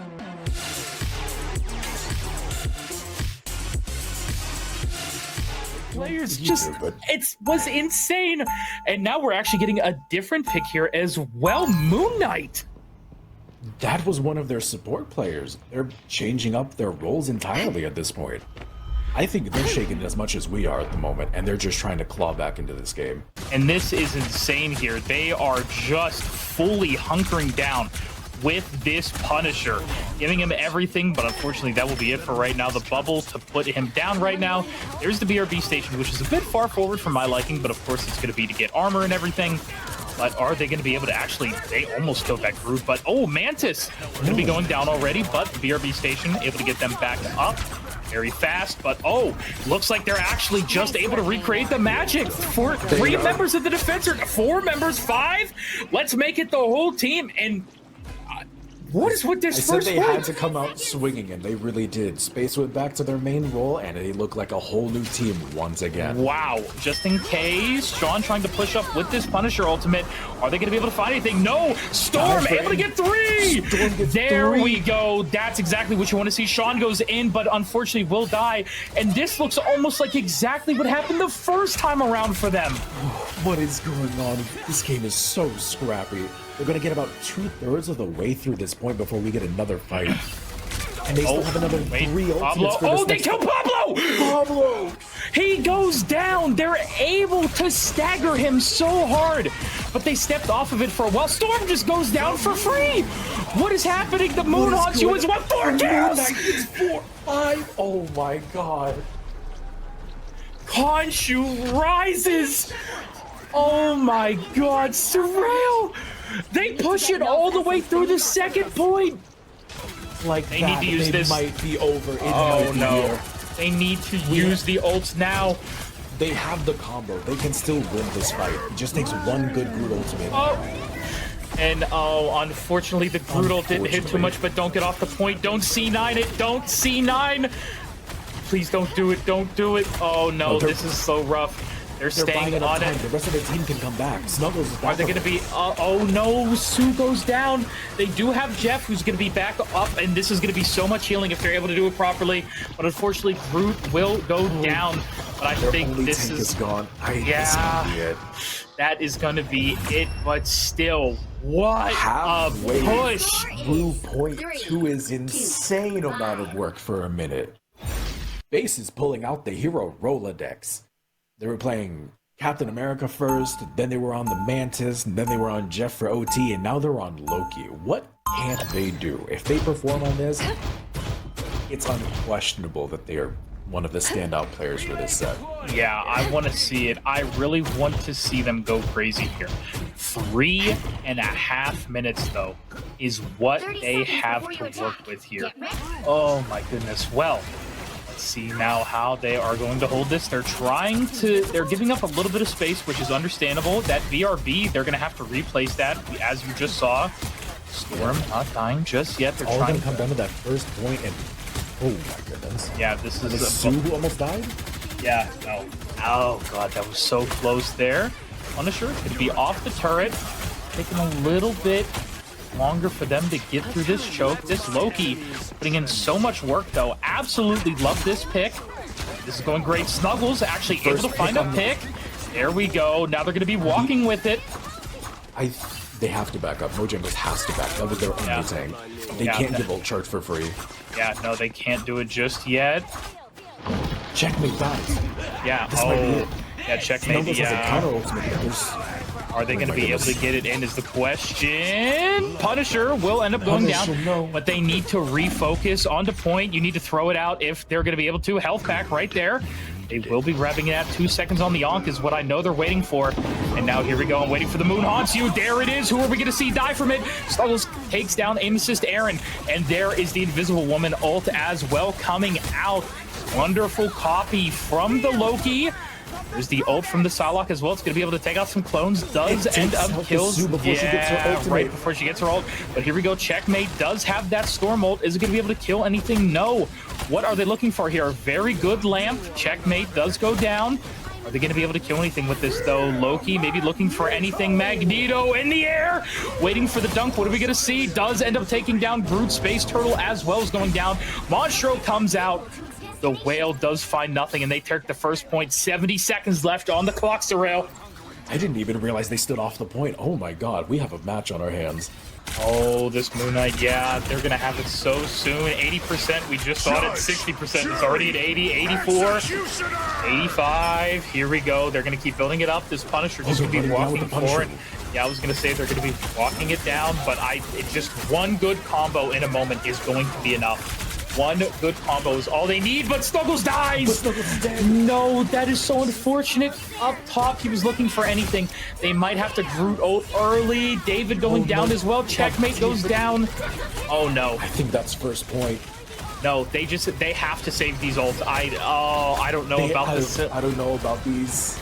They needed to save them. I think they all just had to get back together. Oh, Sean is able to get one. Green comes out with one as well. That's a few members of the defense going down. They just have to back up. If they're able to get the combo, Moon Knight and Groot, come on. I want to see it. They can win with it. One more fight in them. One chance. One chance, Sorrel. They have 3 ultimates. No. Mojangles has nothing. Snuggles. Snuggles. No. No, man, come on. That is not the time you want to be going down at all. They need to get in there right now. They're going to have to stall for Snuggles. Loki able to copy to get that Sue ult. They don't touch. No. Mojangles. Oh, so unfortunate.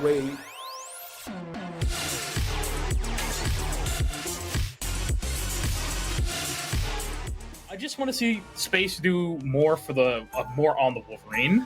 Checkmate, of course, their Storm got banned, which they were on most of last game, if not all game, I believe. Now they're going to be playing the Rocket Bucky team up as well there on the defense. Oh, yeah. We have a game on our hands with, Militia. I'm going to see how far they take it.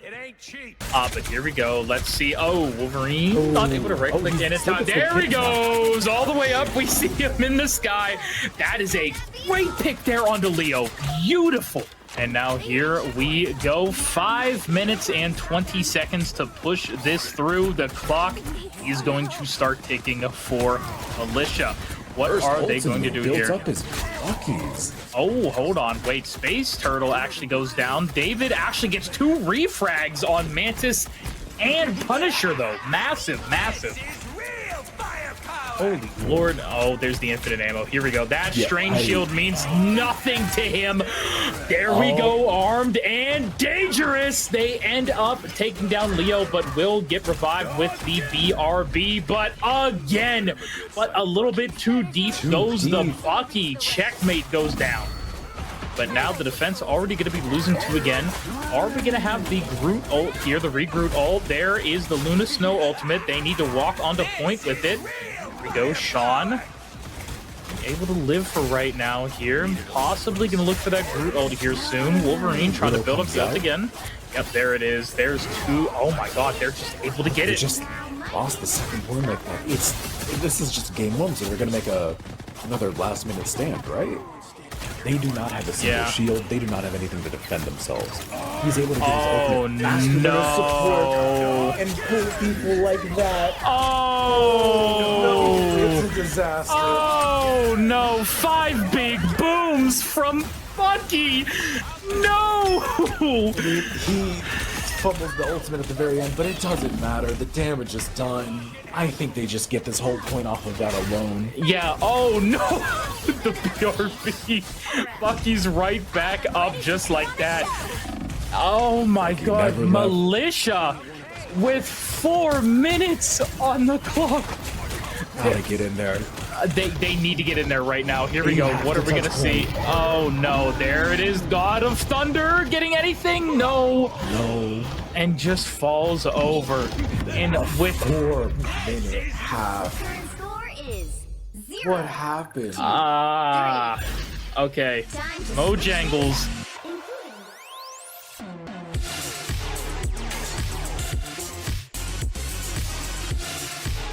2-2. They might be switching everything up. Aim assist Aaron going over to DPS. Oh, yes. Nope. We're going through a few different picks there. I was like, okay, Squirrel Girl, and then I saw Spider-Man and Blitto, and I was getting a little bit worried there for a second. I was getting very concerned. I'll also, if it was a Spider-Man, hold up. Wait, don't. 30 seconds Do we have aim assist Aaron heading over from the Sue Storm onto the Spider-Man? Yes, we do. And if this is played well with that Venom team up, he can blow up anybody. Don't forget, it's also CC in you. You can Exactly. use it to counter Strange ult, the Root ult, if they have a bunch of different options. Oh, hello.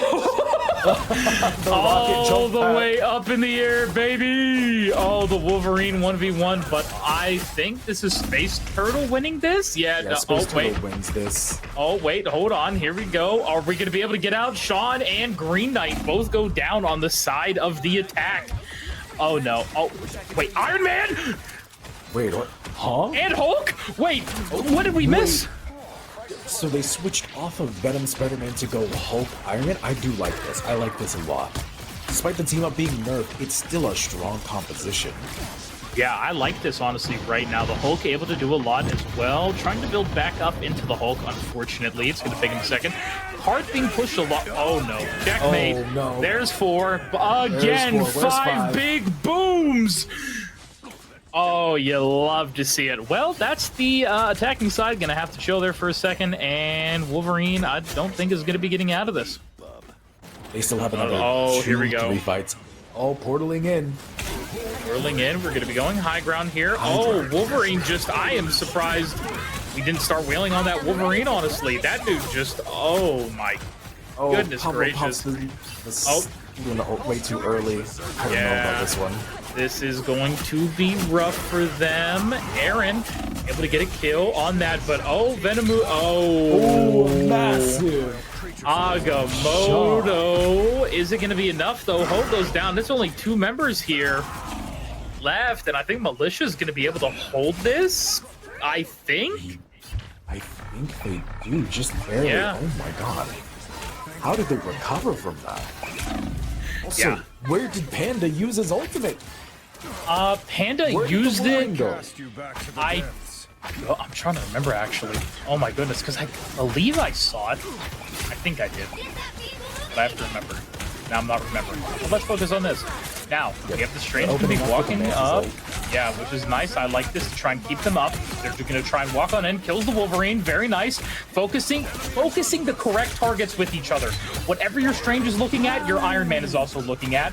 Namor forced to bubble up into the sky. Iron Man. That was a beautiful fruit ultimate.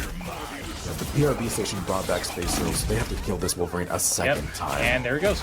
Well, your wish... oh, no, wait, I'm sorry. That was... Oh, whoa! Almost off the map there. But it looks like... Is Militia just going to be able to full hold this? Do we have a game 3? I think we have a game 3 on our hands. There is not enough time to get another hold. Wait, they managed to touch Roti. Okay, here we go. Going to be getting onto it. Green Knight unfortunately will fall. That means it's going to be a 5v6. Passive is popped for Sean's Wolverine. Will go down. The ultimate from Space Turtle going to be coming on out. The clock is ticking. Agamotto comes out. Is it going to be enough? There's that Luna Snow ult as well to try and stall as much as possible. But the health from Venomus here on the Groot, it might just be too much. They're trying left and right. We are Groot about to come out. And with just a sliver of time left, Militia takes it. We're going to Hell's Heaven for a game number 3.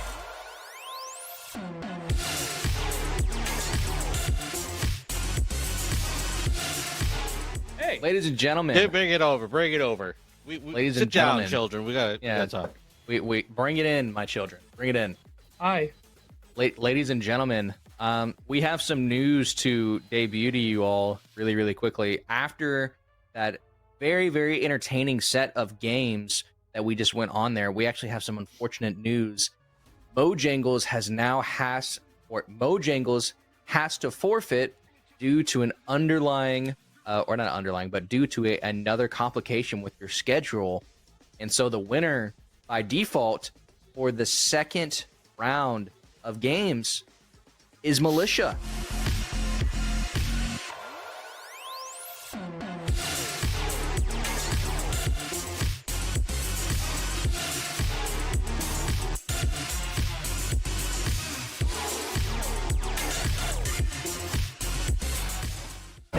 Again, which letting rep the group. Oh my. And you love to see it. Speaking of the Devil Space Turtle from Militia, going crazy in the back line right now with side of Mojangles, but here's that Storm going on in left and right. Are they going to be able to get any kills with it? No, there's Pablo. Oh, they killed Pablo! But they stepped off of it for a while. Storm just goes down for free! What is happening? The moon haunts you as well. 4 kills! Oh, it's a disaster. Oh no, 5 big booms from Funky. No! They have a bunch of different options. Oh, hello. All the way up in the air, baby. Oh, the Wolverine. They're going to be over there having a fun time watching these games, which I'm excited for. We have 2 action-packed rounds tonight for you.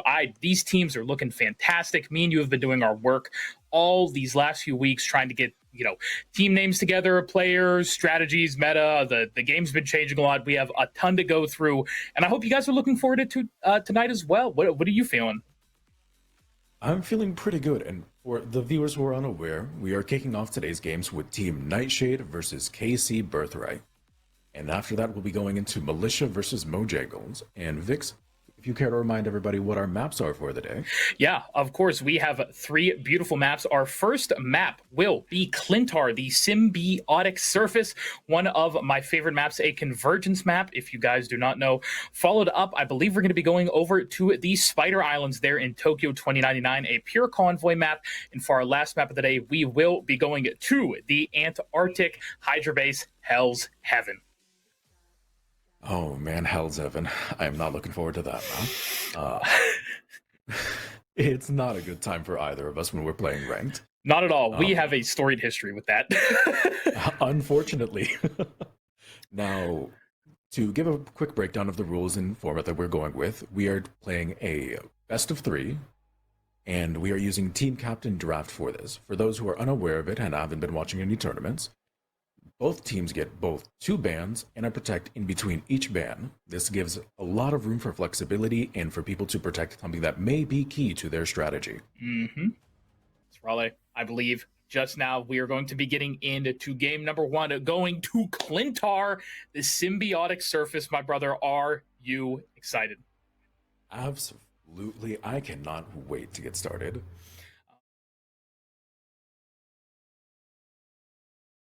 Militia with a very cool team, really cool team comp here.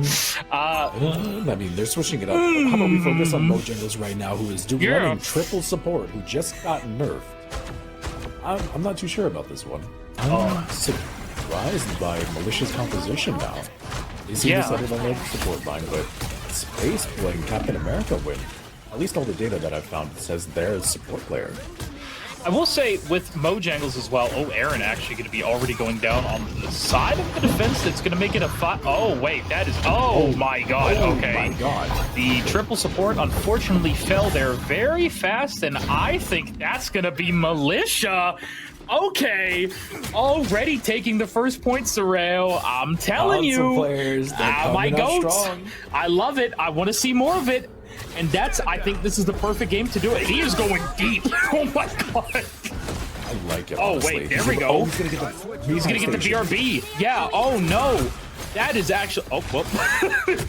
Oh, you just locked him in with a, oh. No, this is fine. This is completely fine. Rocket might have a lot of movement here.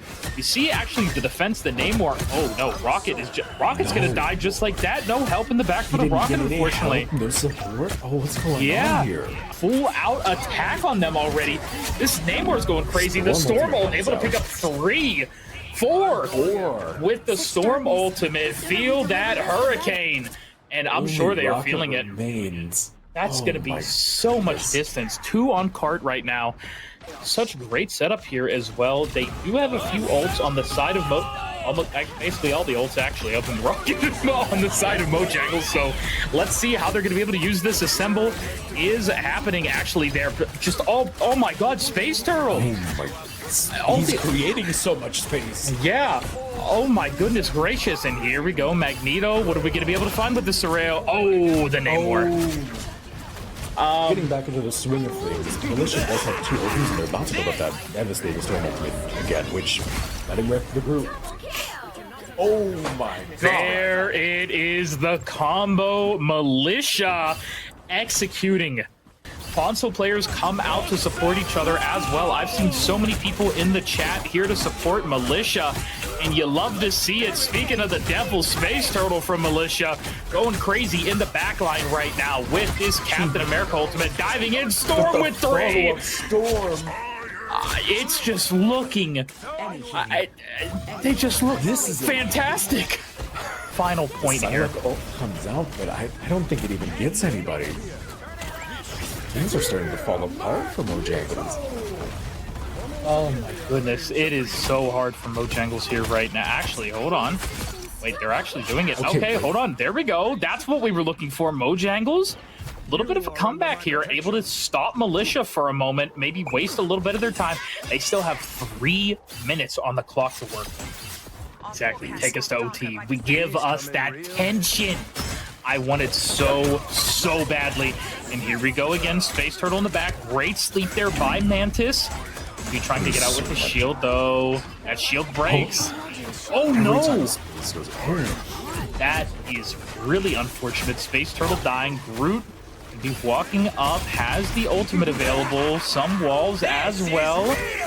Getting a decent amount of health, but that gets pulled back in. Oh, but that's two members of Militia falling down. I think that's fine. They're just trying to buy time here. Oh, and there's that Groot. Oh, but the Sue in return. Oh, and now I believe they're just going to be waiting. And hello once again, everybody. Welcome on back to the RRL. Shuvy, that's Shuvy. I'm Vix. I don't know who we are anymore. Last time I was not Shuvy and you were not Vix. We're just people at this point. We're yappers. We are professional yappers at this point. But we need a moniker. I think the extended break fried my brain. But that is okay because we are just about to get into it here very shortly. Shuvy, looking forward to this next game. Yeah, 100%. The next set of teams that are going to be playing is, of course, going to be, as we mentioned before we went on break, Mojangles as well as Ayres. A lot has been discussed about those two teams, specifically by our analysts. I definitely have some opinions on my own, but now is not the time to talk about it. So all I can say is that this series is something that I've been waiting for quite a while. I'm really excited to be able to watch Claire today specifically because they played so well last week. They should be able to do well today. I'm hoping for a lot of good things from them too. Yeah, hoping for a lot of good things for them as well. We're going to be going back, of course, to Central Park once again for our first map, followed up by Burn T'Challa. And then third, if we are allowed to get there, Eagsguard Convoy. We get to go back over there, as we can see there right now. Shuvy, I love Central Park. That map was just so good to watch. Yeah, as I said, it was exactly the same replica of what I was able to see in my games, which is really nice, but just a little bit more organized, right? That little staircase up to the ramp of the second checkpoint that you want to go for to win the round. Very difficult to push, which we did indeed see. Might be the same case for Mojangles as well as Ayres. It is a very, very rough area to push for pretty much any team compositions. There's a lot of ways to fall down the staircase as well. We didn't get to see that, luckily, for the first set, but maybe it could happen in set number 2. I don't entirely know. Yeah. Other than that, though, I think map 3 is what I'm looking for. We broke the map 3 curse last week on Sunday, but I want to see today as well. Yggdrasil Path, that's a fun map, and I did say before we started today in general that I wanted to see it, and I still do. It's a great map. Yeah, no, absolutely love it. I would love to see some of it today. Like you said, Game 3 curse broken last week. Week 1 was man, I'm so sad we didn't get to see any Game 3 Week 1. No hell's heaven, but maybe we'll get to see that map in the future. For today, though, would love to see some of that Eag Convoy. I believe we are going to be getting ready here very shortly with all of our players. They're going to be, set up the lobby and everything, so, give them a little bit of time. But how about we take it over to our analyst desk for a little bit of a pre-game analysis. Gentlemen, tell us what we're expecting to see for these games. Thank you for bringing it on over. I don't know why I decided to sing there. But thank you, Vix and Shuvy.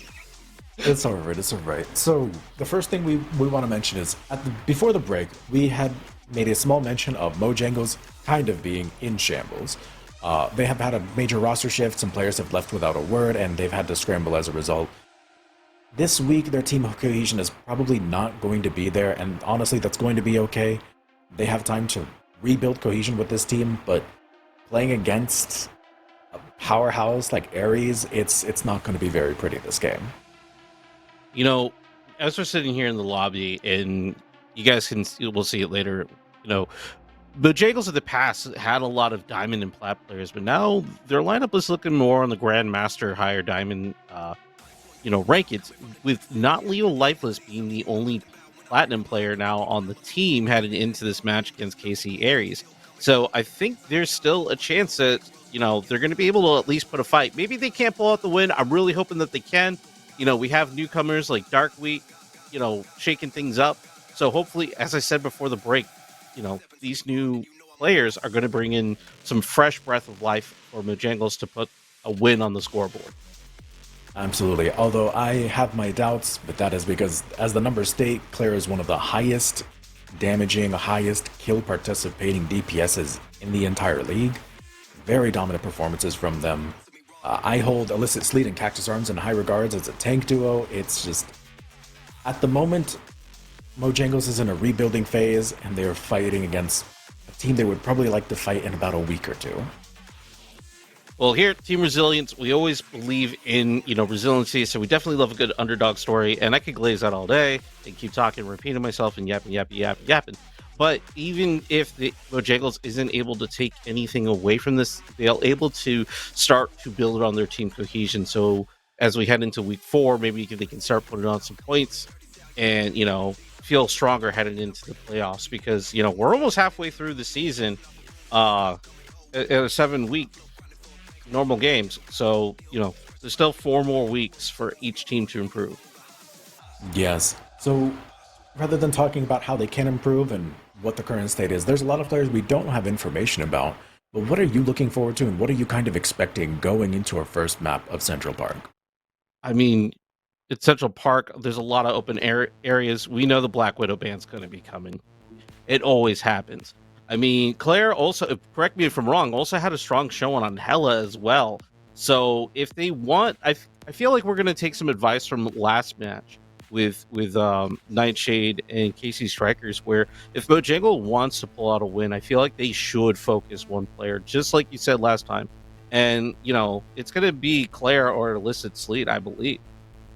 I don't think they can be countered, either of them. Claire also had a good performance on Punisher, and I think as long as it is a hit scan, it is deadly in Claire's hands. And for Illicit Sleet, while they did perform immaculately on Thing, when you play Thing, it teaches you fundamentals in this game that you can apply to the other tanks. We could see them on Magneto, we could see them on Strange, or even a Venom playing that similar dive role. I don't think targeting that is probably the key. It might be limiting the support pool, actually. We did see, Nightshade step up with the 1, 2, and 3. The support strategist meta right now is very strong. Like, maybe they need to be banned a little, or nerfed a little bit, not banned, but definitely probably banned too. Yes. The biggest one I'm hoping that they ban going forward is the Sue. Invisible Woman, very strong. The team up with Thing is why Illicit Sleet is able to play so far forward and aggressive. If you take that away from him, it removes a lot of tools for him to be able to push forward. And if they're able to do that, you have a lot of opportunity to capitalize. Scarith, I'm sorry, I'm tripping up over his name. The spelling always freaks. Sarkareth, thank you. Somebody can clarify. I would appreciate that. And Halcyon, both, have a deep pool. So that's why I'm kind of concerned about trying to ban them out. But, as you're saying, picking out the one support that, both of these can play might be enough. But, KC Ayres has a lot of tools in their bag. Is we've seen them play just straight up healer strategists. We've also seen them play amplifying strategists with Mantis and Raccoon. So I don't know. There's got to be, a golden path to make a Dune reference for Mojangles. I just don't know if they're going to see it. Agreed. We've been talking a lot about areas, at least our expectations for Mojangles. I haven't had the most time to be able to research into them, so unfortunately we don't have that. I will say that despite not Leo Lifeless being the lowest ranked member of his team, when he is on tank, when he is on that Magneto, I do think he plays at an elevated level and is around the diamond range. But whether he can handle these higher pressure, faster lobbies is to be seen. Now, before we hit it back to the casters, I do want to kind of talk about how mentality can play a little bit behind the scene, because in a lot of these hero shooters, there's a lot of comms, but sometimes you want that one person to be the shot caller. So again, this is where I'm kind of, the wild card is these new players and how they change the team dynamics behind the scenes, the communication, the decision making. So, if Mojangles is going to find a win here, I hope they spent this last week working with these new players and figuring out who can really, change the tide, change the vibes within the team itself, no matter who's on the other side of the map. So for these games, it's good to separate yourself from what's happening in the moment. It's very easy to go, nothing feels like it's working, and you feel like you're limiting your options because of it.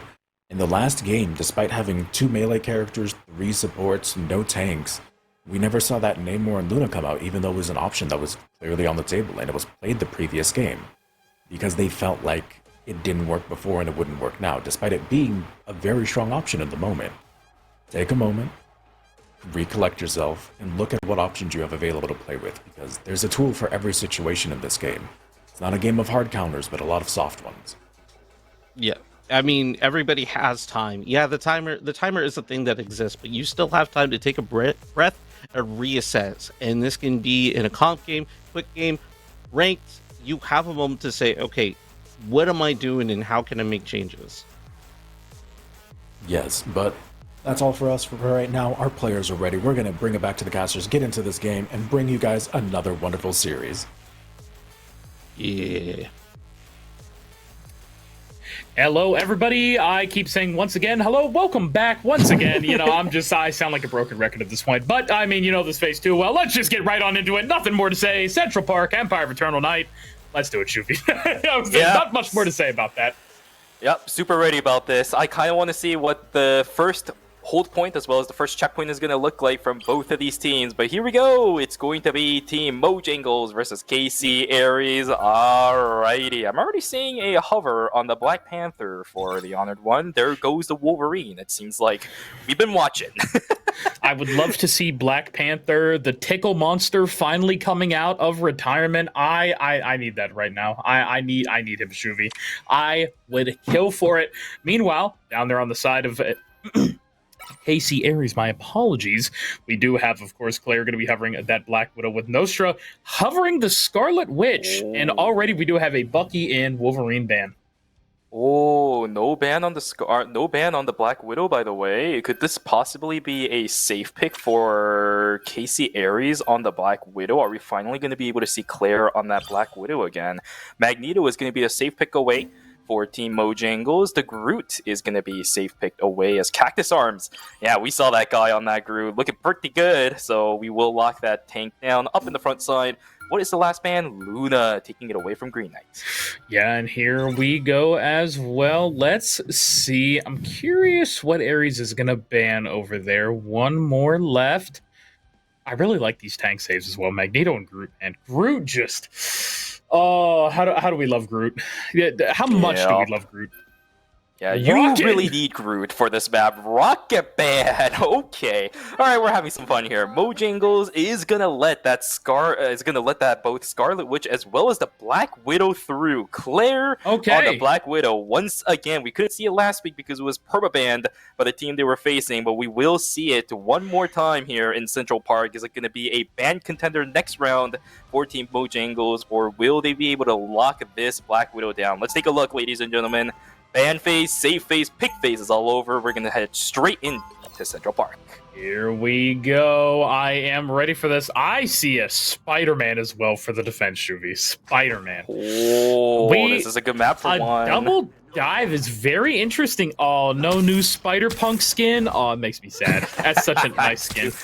It's too new. Yeah, no, it's actually too new. But I was going to say, the new Iron Man skin as well is out, along with Spider-Punk. So, you know, if you guys are looking for new skins in the shop to go get that Steampunk Iron Man, because that is that's a great skin. So Spider-Punk. Love them both. But Mojangles, the double dive DPS, I'm curious to see how this is going to go. If they're able to isolate a target and get them very low, it can go very well for them. But the question is, who are we going to be grabbing here? Is it going to be Claire, Nostra?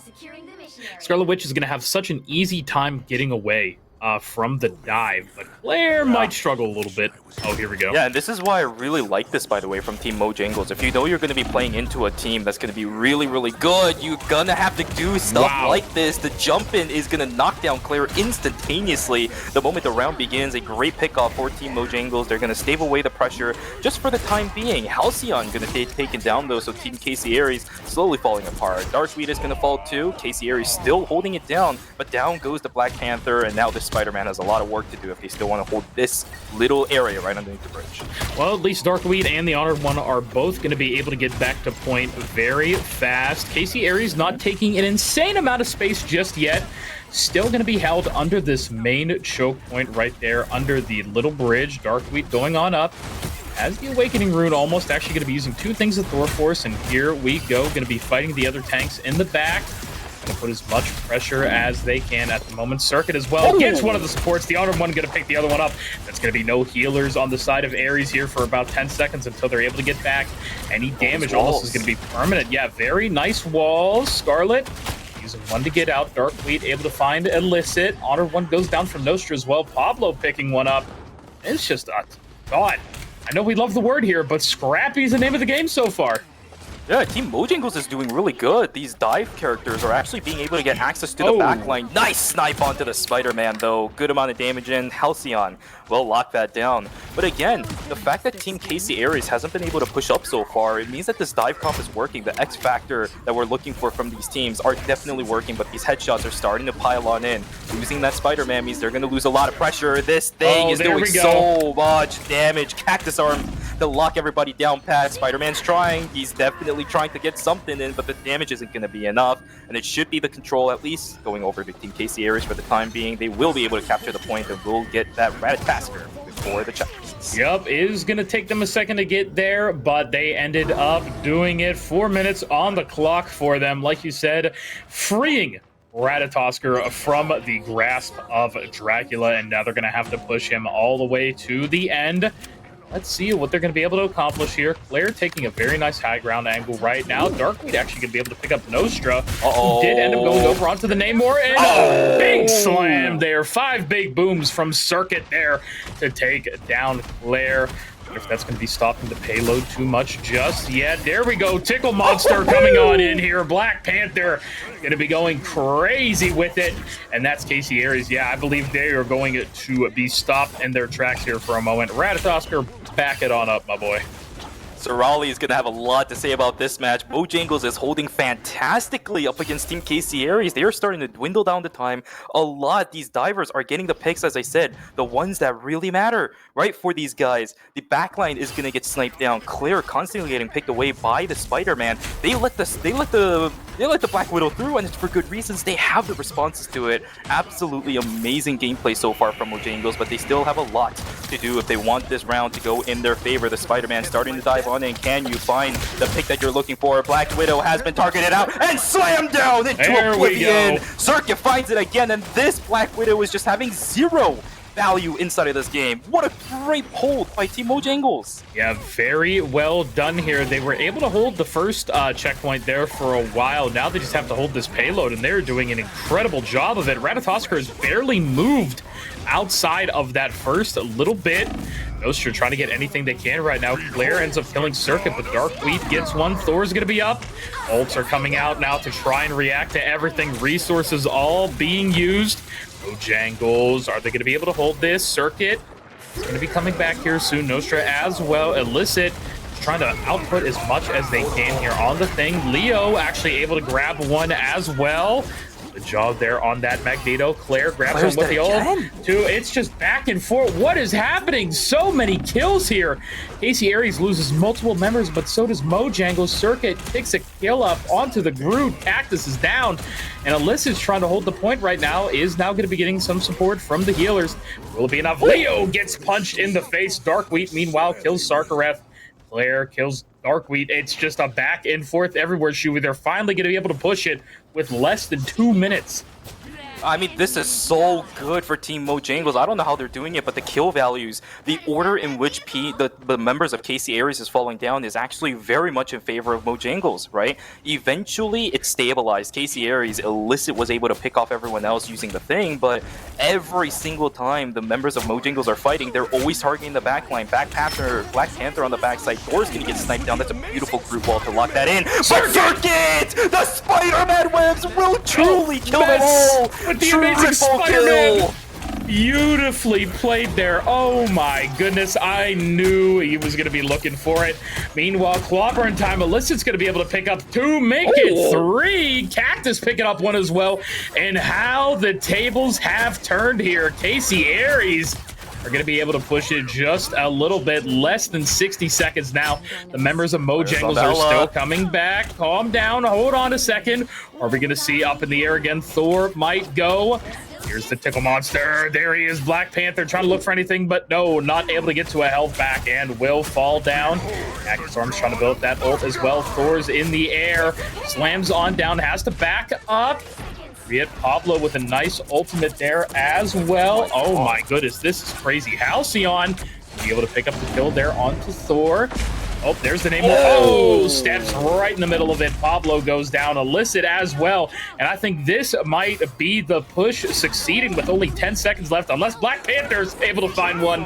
But it's, oh, actually, return to Bast. Hold on. Illicit able to pick up Circuit, and there's both of the DPS down. So I believe they're just going to be able to regroup. Yeah, but look at the time! It's hit 0. We got overtime popping before the first checkpoint was even pushed by the members of KC Ayres. Mojangles is doing their jobs correctly, and the ultimates also, by the way, have been held for the most part, right? The boss was sent from the Honored one, but everything else of value is still there. Not Leo, still there with the Magneto ultimate. We do have the Cloak and Dagger ultimate available for Green Knight as well, and we are at the staircase. We saw how difficult it was to push this at the beginning, and another snipe to Claire, as Circuit's going to be able to find it. He just has that one player in his eyesight, locked down and sniped down. Taken down is going to be the Hella. It's going to make it easier for Team Mojangles to hold again. These group walls are making it difficult for this Cloak and Dagger to get the heals off, but it doesn't matter. All they have to do is just jump around and dodge around. Members are starting to take damage. Down goes Green Knight. Oh, Mojangles are starting to fall apart. Yeah, no, it is definitely rough indeed. KC Ayres now going to be pushing up the steps here. 30 seconds left. I think this is going to be the last fight for our first round, Shuvi. One last push for Team Mojangles. Can they hold the line? 30 seconds to go, plus the overtime. If they're able to hold this Ratatasker, let's see what ends up happening. There is the ultimate from Cloak and Dagger, trying to maintain control. Halcyon gets taken down. Zua, oh no, this is not bad. This is not good for KC Ayres. The staircase again being the death of everybody. Claire is going to knock down Green Knight, but Cactus Arms goes down too. This Spider-Man just crawling around. He's diverting all the attention away, but everybody from KC Ayres is down. They're not going to get the third point. 91 meters, Mojangles holds. What a beautiful round from Mojangles. And now they're going to have to hold it against Mojangles, just basically pushing it in all the way. Are they going to be able to do it here, Shuvi? Oh, we're going to see the Spider-Man again, baby. I'm excited. Yeah, this is going to be a lot more aggressive from both our Spider-Man as well as the Black Panther right now. They're on the attacking side. They have the map advantage. They're going to push it really, really hard. And Claire is going to have to find some answers, because Circuit has been getting the one-up against Claire a lot of times. This is the one player we've been noticing a lot in week number 2.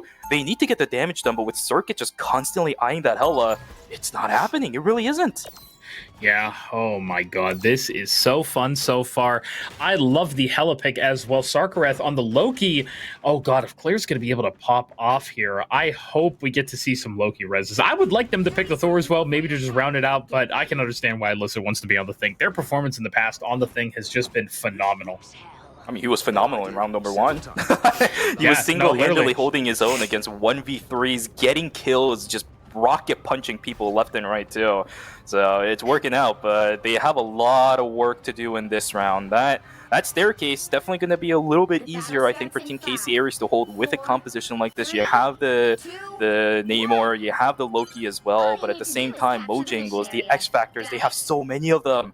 It's been diverting the attention away from Team KC Ayres. They need to make sure that their focus for this round is going to be locked down tight if they do not want Mojangles to push. Yeah, no, let's see what they're going to be able to do here. Coming on into point already. Going to be struggling a little bit. Circuit and the Honored One both are going to go down here right now. KC Ayres with 2 great picks. Now these group walls as well are up. Claire's able to find one onto Leo. Nostra goes and kills Pablo. My goodness. Already, KC Ayres, great defense, huh? Yeah, initial push denied. I think Claire was able to get the heads up on where the Circuit was coming from. Sitting on top of the ruined castle was actually able to find out where the Spider-Man was coming and immediately turned their attention away. We know what Claire's aim is like as well, right? Claire's aim on this Hella, absolutely filthy. That Spider-Man stood no chance. They're gonna have to find this character and fast. Sitting on top of the ruined castle again, they know exactly where this Hella is. What is the response from Team Mojangles? They're gonna try the round 2 push. There's a Thor right on top. Claire falling down to the bottom. They are getting taken dangerously low, but the healing is there. The Honored One just barely, no, will get taken down. Or for Darkweed, also having some trouble pushing in as well. They're getting healed. Same thing for the Doctor Strange, but these group walls are making it so difficult for these teams to push back and fall back. Yeah, no, it's going to be rough. Are they going to be able to do it, though? Mojangles trying to look for any kind of opening. It's clobber in time, though, from Illicit. Beautifully done. Honored One now on the Star-Lord off the Black Panther. Circuit's still going to be on that Spider-Man, trying to find any picks possibly in the back. this. Star-Lord just going to be everywhere right now in this fight. Almost has that legendary 87%. One or two more mags. Oh, no! You're going to be able to see it, though. The Groot ult just coming out massively for Casey Ayres.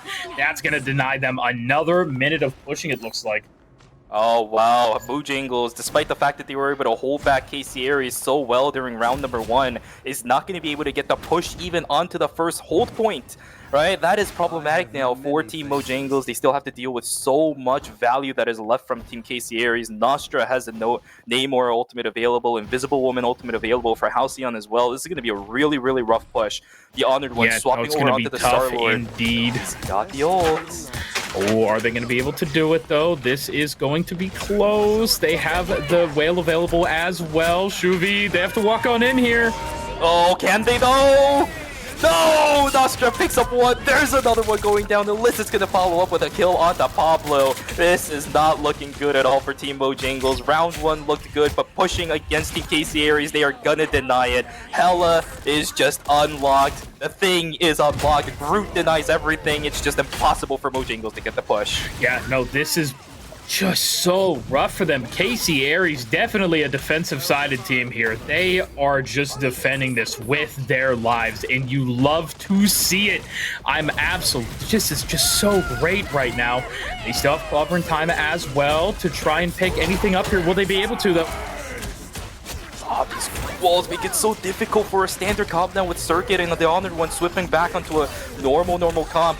This Magneto ultimate has to go big. Target's down, but nothing picked up with it. They still get control over the point, but 30 seconds left. This has to be the push. Darkweed trying to get the portal in, trying to recover as fast as possible, but their teammates are falling apart. 30 seconds to go. The death timers are there. This will be the genuine final push. Eye of Agamotto available for Darkweed. This has to go big. Everyone from the side of Mojangles has to start piling on in right now. The shield duration, not good. Getting corralled into a corner too. Eye of Agamotto to buy a little bit of time. Damages just isn't there though. Down goes Darkweed, and I think Casey Ayres may have done it. 0 points going in favor, 0% of control for Team Mojangles. Star-Lord is trying, but the whale goes down. 3 members of Mojangles dead. Casey Ayres has done it, holding with 0% control. It's so easy for this team. Beautifully done, and we see Circuit trying to emulate Atari there with that Squirrel Girl, but the success isn't there.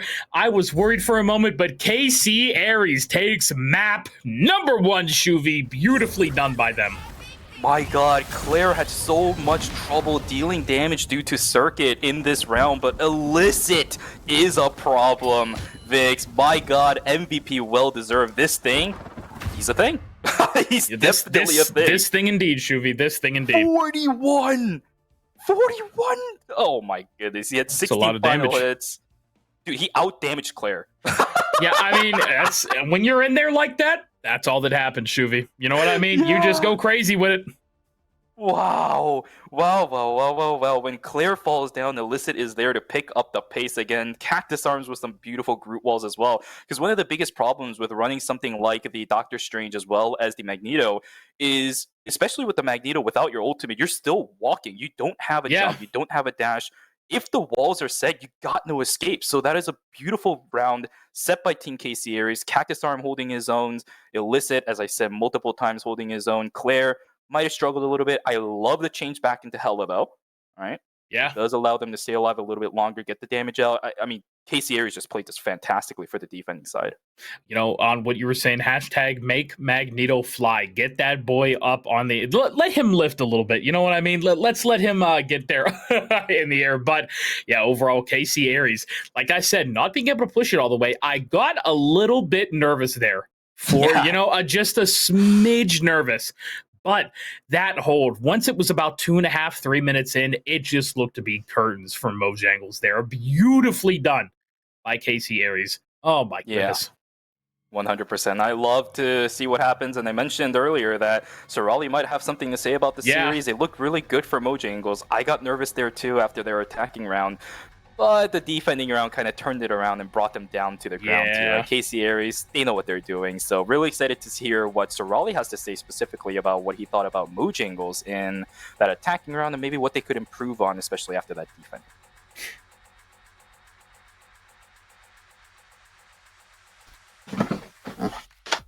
Unfortunately, my co-caster has walked away, so you know what? I'm going to have a lot to say right now. Shuvi, you wanted to hear a lot? I have a lot to say. So we had no information on these players beforehand, but they come out and play a coordinated dive composition, which is the natural enemy of snipers, and they played it to a high degree. Honestly, very big props to Circuit and the Honored One for doing such a stand-up performance at the very beginning. I do want to point out that one of the biggest flaws in this whole thing is, once again, in the draft phase. When you don't know what your opponent is going into and they don't ban your Black Widow, there's a good chance they might be preparing to counter it. And they ended up banning, Ayres banned Luna Snow themselves. They got rid of that Namor team up. Even though Nostra was playing Namor, it wasn't as effective as locking down those divers.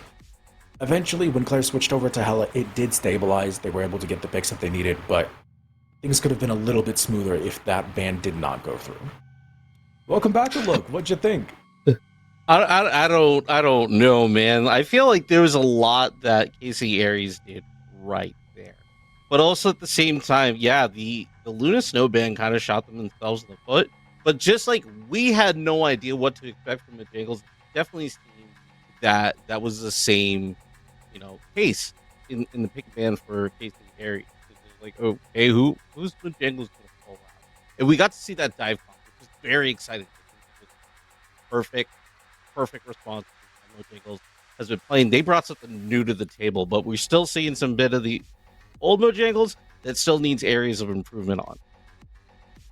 Absolutely. I will say, in the previous game where it was Nightshade versus Strikers, I did point out how good the thing is into these dive-centric compositions and melee-centric compositions.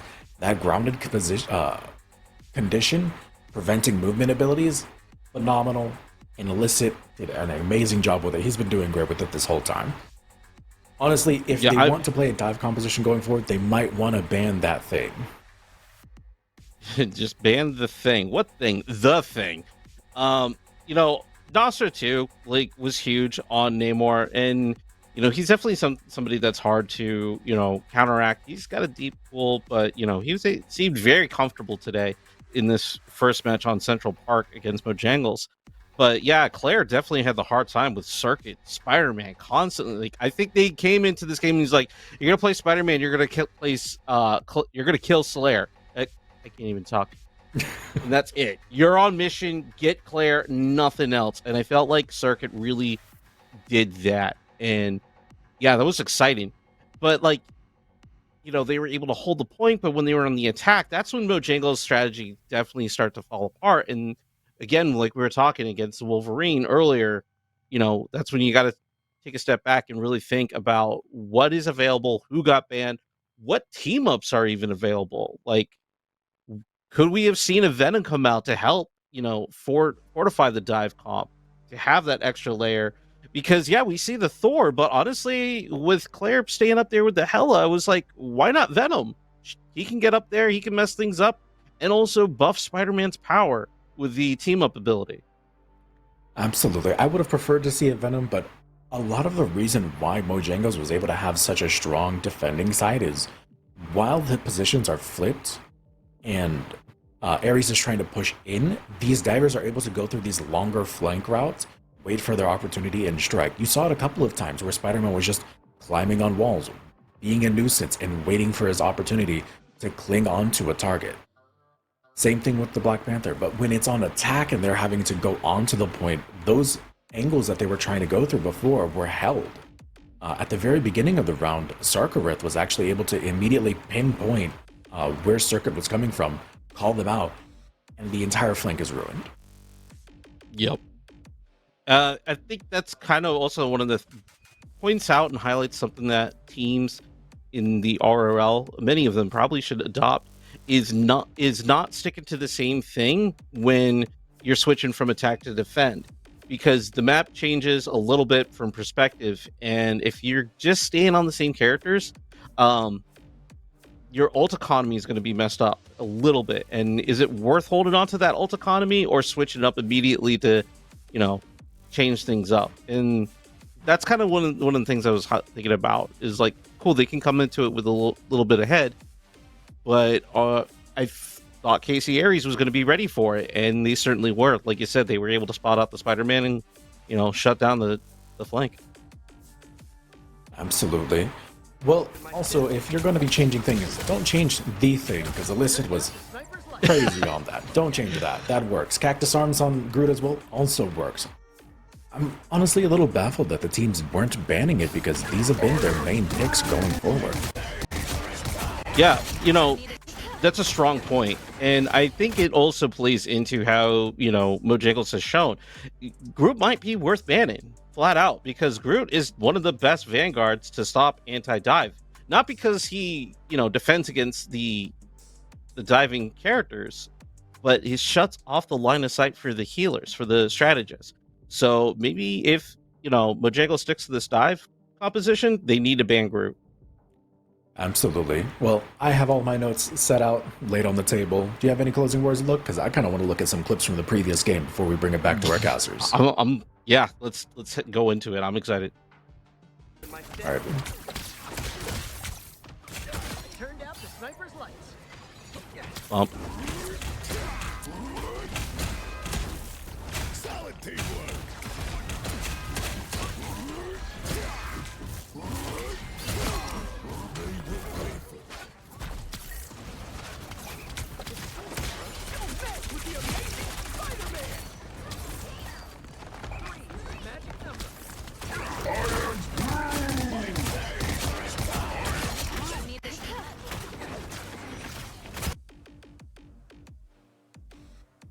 Hey, welcome on back over here to the. I didn't know that was the last clip. I was looking over there at my curtains. Hello, everybody. There should have been more. Yeah, you know, definitely. I needed that. I just needed more out of that. But let's you know, cut the chitter chatter. Let's get right on over to Burden T'Challa, back on the Intergalactic Empire of Wakanda. Shuvi, here we go, brother. Yeah, it caught us a little off guard, if I'm going to be honest with you, but it's all fine and dandy. Let's get started. Burden T'Challa, domination for these two teams, and I do wonder how we're going to see this. Groot, again, I talked about this so much during the first set. What's up? I always wonder what the first, you know, point is going to be. I can literally see the Imperial Institute of Science in the back. It's literally going to be that. I don't know why they didn't. Because the spaceport. I'm so stupid. I'm so. Sorale's probably screaming at me right now. In fact, well, I have him in my ear, so if he wants to scream at me, shut up. Anyways, but yeah, here we go. Let's see what we got. A Wolverine ban. Okay, gonna be out along with a Groot ban. I like that. Who's shocked about that one, right? Yeah, I like that. The way that Team Mojangles was playing, they need to ban this Groot. And for Cactus Arms, it's going to be a little unfortunate, but this is definitely rightfully earned as well. So good stuff. It is going to be the Magneto locked in safe for Team Ayres on the flip side. What are we going to have as a safe pick for Mojangles? I do see Circuit hovering that Iron Fist at the moment, but the thing is going to be locked in. They're going to allow Illicit to go for that. So this is kind of nice. I like the safe pick coming through from Ayres. Man, it's unfortunate that we don't get to see Cactus Arms on the Groot again, but at least we get to see Illicit's thing again. Anyways, yeah, no, let's see it. Let's see what we have. Walked into it. Yeah, I know what I said. Oh no! It's not the first time we've seen it. No ban. It's not the first time we've seen that. At least are we off rip? Like, you know, like what's happening here? I mean, I get it honestly, and a Bucky ban. So I don't think anything's that out of the ordinary here, other than the no ban. It's gonna allow the Honored One and Circuit to play whatever the heck they want. Luna, as well as the Cloak and Dagger selected for Pablo and Green Knight. Probably gonna be the standard 2-2-2 from the looks of it for Team Mojangles, and then for Team Casey Ayres, we're still looking for the picks.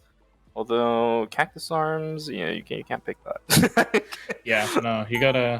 There we go. There's the Strange. Yep, there's the doctor we were looking for. But now we are going to get into it. Let's see if Casey Ayres is going to be able to take the series 2-0, or if we're going to be able to take a ride over there to Yggdrasil after this one. Because Shuvi, I think this is going to be close. I really like how Mojangles played on the first map. I think they did, they were doing really good on defense, but obviously the attack was a little bit tough there. So let's see if they're going to be able to, capture the site and then defend it.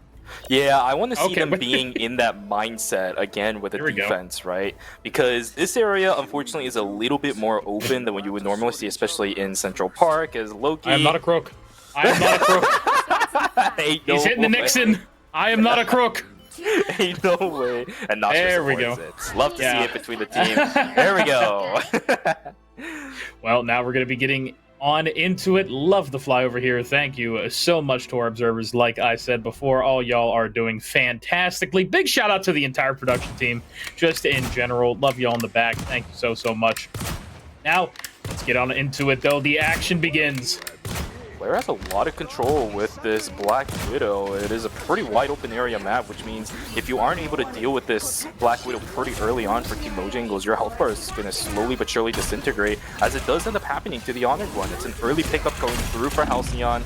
We'll be able to get it with the Luna, but everybody else on the side of Mojangles still looking a little bit healthy. Luckily, it was only the DPS taken down for Team Mojangles. Cactus Arms will get taken down as well, so it's a 1-for-1 trade between the two teams. But the point is going to go online, and Mojangles will be the one to get the initial control. Down goes three. Holy my God. So what the hell just happened? Illicit starting again.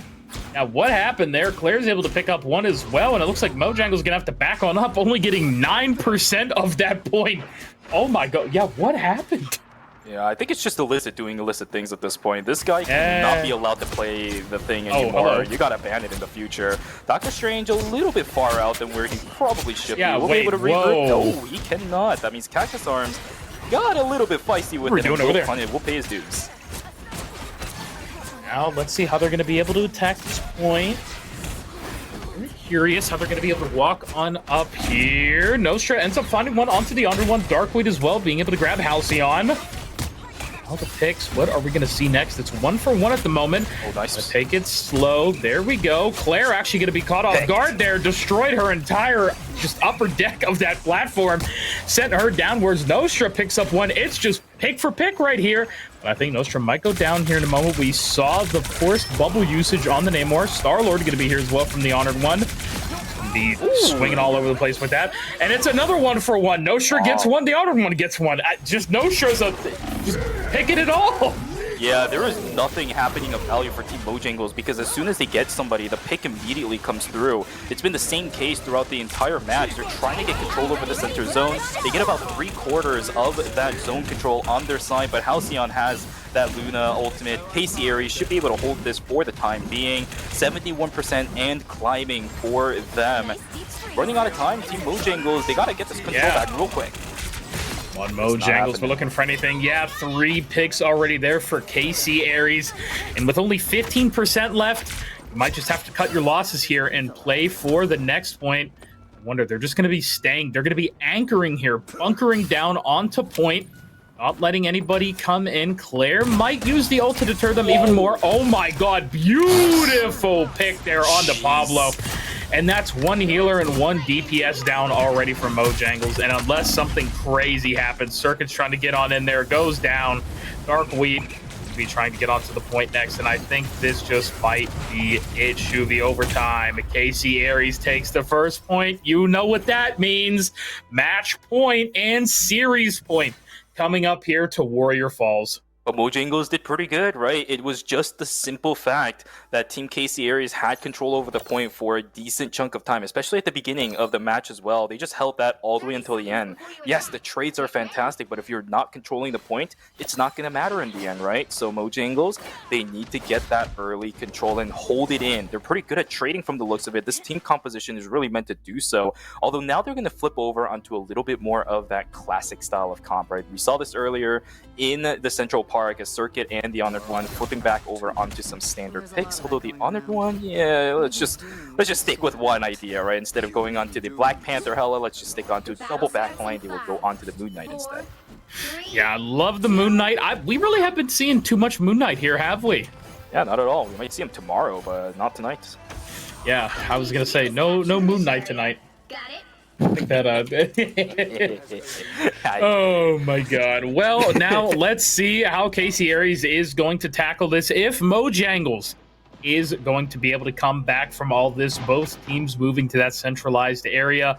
We have KC Ayres moving right onto the point there. Darkweed taking a little bit of an off angle here, maybe trying to look for anything. Goes on to Loki in the back. Lamp is forced out early. I don't know if that was too early or not. Yeah. Gonna be able to find anything off of it though. Darkweed, a little deep. Yeah, little deep there, unfortunately. Nostra's able to pick it up. Now Glaives are going to be thrown out from the Moon Knight. Onk and everything is going to be out, but no, that's KC. That's the whole team. That's just the whole team gone. Well, KC Ayres takes the point.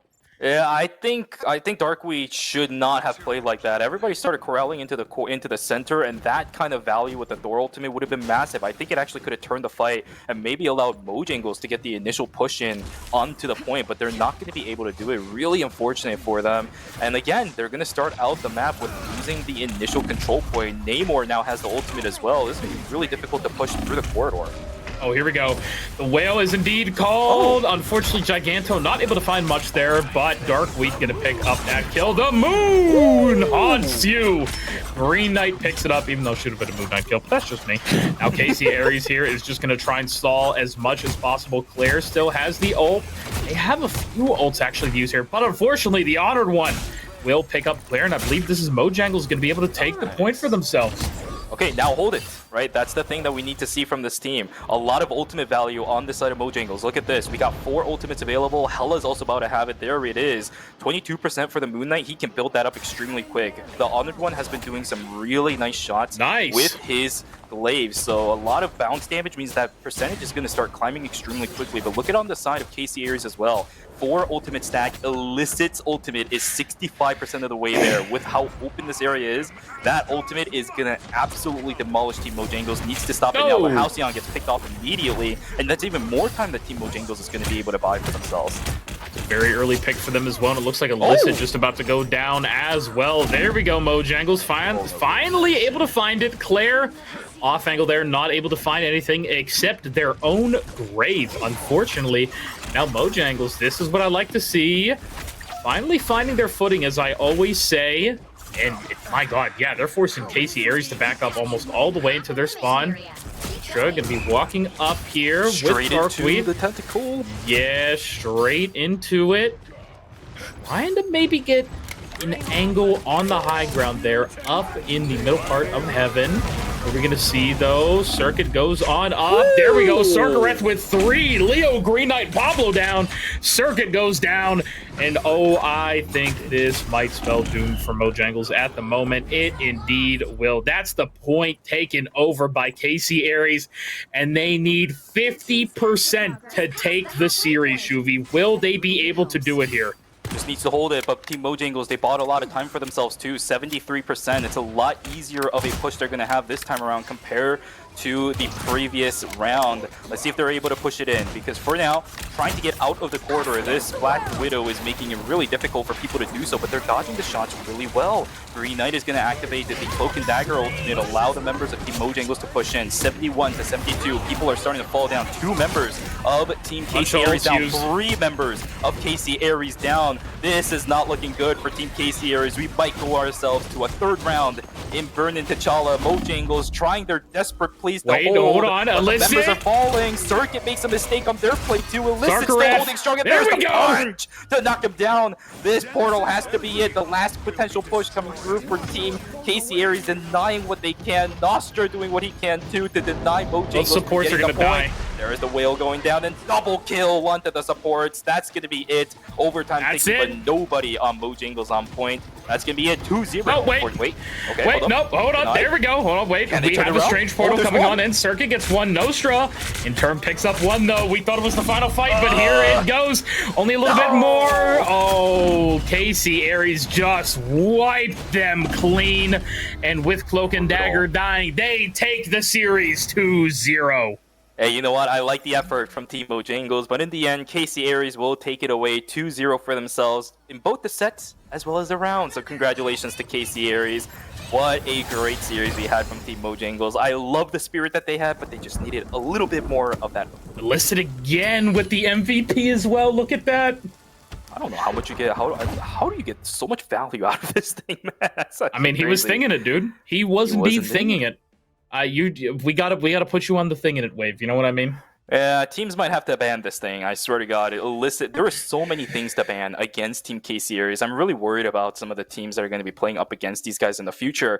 But I will say, I think KC Ayres is a really good blueprint that a lot of teams are going to be able to read. Yeah. And if you're able to find ways to deal with it, you can cut off some really valuable resources for Team KC Ayres. But they don't need to worry about that this week anymore because they're done with the game they're going to be playing. Week 4. Who knows? Maybe we'll see some teams find some answers. But for now, KC Ayres can rest easy knowing that they took away yet another series for the RRL. Yeah, beautifully done for them. And to talk a little bit more, I believe, about what happened there in that game, we are going to throw it right on over to Sorale and Aluk. Gentlemen, what are my eyes looking at?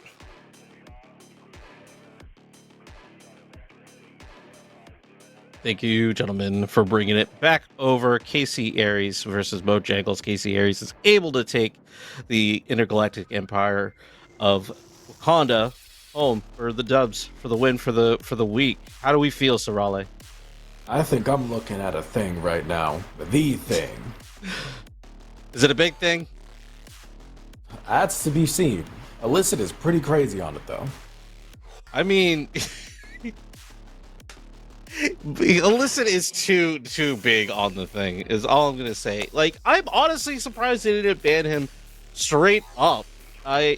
We had a group ban, which I thought was smart. Bucky ban's always safe, but like, if you're gonna focus on the Vanguard, keep going and just take away all possibilities, because he got MVP. They couldn't though. They protected that's right, the thing. save. That's right. It was the group ban that happened first, and then KC Ayres replied with saving the thing. Ben Grimm definitely. They took a 50-50 on either Cactus Arms or Thing to eliminate first, and they lost that 50-50, unfortunately. Yeah, it's just, how do you answer? But like, honestly, the one thing I do want to say is that I really love that Nostra was the duelist to step up. 16 last hits on 28 eliminations. He had hot streak, 13,000 damage overall throughout these games over on T'Challa. And yeah, I think that's a great skill to show that, Ayres is not just hanging on the back of Claire. Claire got put on the back, and the rest of the team stepped up. Absolutely, but I want to point out, do you know why Nostra performed so well? It's something that wasn't banned this game on the same character they've been playing. It's funny because you've been teaching me a lot about Namor lately, and I gotta say, it's Luna. The team up came through. It was able to literally push both Circuit and Honored One off of those melee characters, those dive characters that they were doing so well the first round on, and they just didn't look as comfortable when they were switching around. Yeah, game 1 over on Central Park, KC Ayres did ban out Luna, but this time they skipped their second ban. These said they didn't care because they wanted to play the Luna, and I think that kind of played some mind games on Mojangles, and Mojangles like, what are they doing? I mean, even Shuvi and Vix are like, they skipped the ban. What's going on? And that it seems like their only ban was going to be Luna and nothing else. I actually think it's a little bit deeper than that. I think since there's so many new players on this roster, the only thing they were scared about is Wolverine. And when they decided to not ban the other option, they were like, what else does this team have in the tank when we push them? They have an entire game to work with. They have more opportunities to see what these hero pools are since they don't have the time to research these players. That's really big brain. It really is. How are we going to see what you guys play? We mentioned it earlier. A lot of these players keep their profiles private for a reason, and if you allow them to play the various characters that are available, then you're going to be able to see what they can do. And KC Ayres had the confidence going into this, and it's like, you can play anything. We'll do a little bit of scouting, maybe give some scouting to some of our other competitors. I don't know if that's a smart choice, but they did it anyways. And yeah, we got to see what Mojangles News players came off with. Hey, information for themselves, information for the rest of the board, but more importantly, information for potential playoffs in the future if they meet up again. Better to get this information now and build up on it throughout these next weeks that these teams play, rather than just wait and see what cards they have hidden. I personally think it's very smart considering how high of a position Ayres is in right now, being in that 3-0 as alongside with Nightshade. So honestly, it's a gambit that I enjoyed. I got some advice from Mojang. Oh, go ahead. Go ahead. I was gonna say, Oh, if we there's were both anything else like, you'd ah, like blah, to blah, say. blah. Yeah. Yeah, no, Mojangles, I feel like really need to take some time, force everybody to get on the same page, and actually play this game on the off days. They got another week, I believe, before they have to play anybody else. So they need to come together and come up with a strategy if they're going to be picking up any points here in the regular season, so they can set themselves up to feel strong in the playoffs. I mean, tomorrow we have Militia Moonlight starting Casey Birthright versus the Pillarmen for our 8:30 game. And I'm really hoping that we have longer games than we did today. Absolutely. I think with the time that they have, they might end up specializing in these dive compositions, and that's what I'm personally hoping for. We don't really have a full dive specialist in the RRL, but it is very deadly once perfected. Yeah, honestly, my all. biggest thing, I love Leo, but we got to get him expanded on some of his picks, because I feel like if they're going to keep with this dive comp, if they're going to keep protecting Magneto and nothing else, it's going to be an easy read for the other teams. Absolutely. Is there any other thoughts that you'd like to look before we send it back to our casters and wrap up for today? No, I'm just ready for Sunday. I'm just surprised of how these games have went. Strong showing from Mojangles, but like that showing from Nightshade earlier, wow. Agreed. All right, Vic, Shivy, take it back out to you guys. Well, big thank yous from McSpankies, of course, back over here on the caster desk. Aluk and Sarale, thank you so very much. But yeah, as they said, tomorrow's games are going to be hype. Game 1, of course, we will have Militia versus Moonlights, which is going to be incredible. And then for Game 2, we have Casey Birthright versus the Pillarmen, my favorite JoJo named team. And so you guys can look forward to those tomorrow for some more action-packed games over here on the RRL. Shuvi, any final thoughts from you, brother, before I go absolutely devour this food? Map 3 tomorrow, please. I want to see you just Map chills. 3! Listen. Not 1, not 2, 3. Listen, if we get a map 3 tomorrow, I can actually make the argument that I'm the common factor, and because I'm here, a map 3 has gone through. So the possibilities are endless. We've had so much fun watching today. Yeah, right there. He is not right a there, in my crook. opinion. He is not a crook. But Not a of crook. course, everybody, don't forget to follow Team Resilience on all the channels: X, YouTube, Instagram, Pinterest, Tumblr, AOL, wherever Team Resilience may be. If you want to follow us as well, we're probably there somewhere as well. But don't forget to sub to the YouTube. Follow, if you haven't, the Twitch already. We're going to be having a lot more stuff coming up in the future. And of course, more RRL action. And of course, don't forget to buy some merch over there on teamres.org. You will see the big merch button. But hopefully soon as well, we'll be rocking some TR merch to show off for y'all. But for right now, thanks to everybody for watching, and we will be catching you tomorrow night. See you guys. Yay! Hi guys, my name is Lovelier and I'm a content creator for Team Resilience. The best way to show off my resilience is with my favorite product, the Dear Person Behind Me hoodie. I love this hoodie so much, from the way that it fits to the color. My favorite thing about this hoodie is the message on the back. You never know what somebody is going through, and you never know who's going to read it. So it means a lot to me that I could just spread a little bit of positivity just by wearing a hoodie. I wear this hoodie so much that it's not even white anymore. If you want to match me and get the same hoodie, you can use my code Lovelier at checkout. And don't forget, orders over $100 US is free on shipping.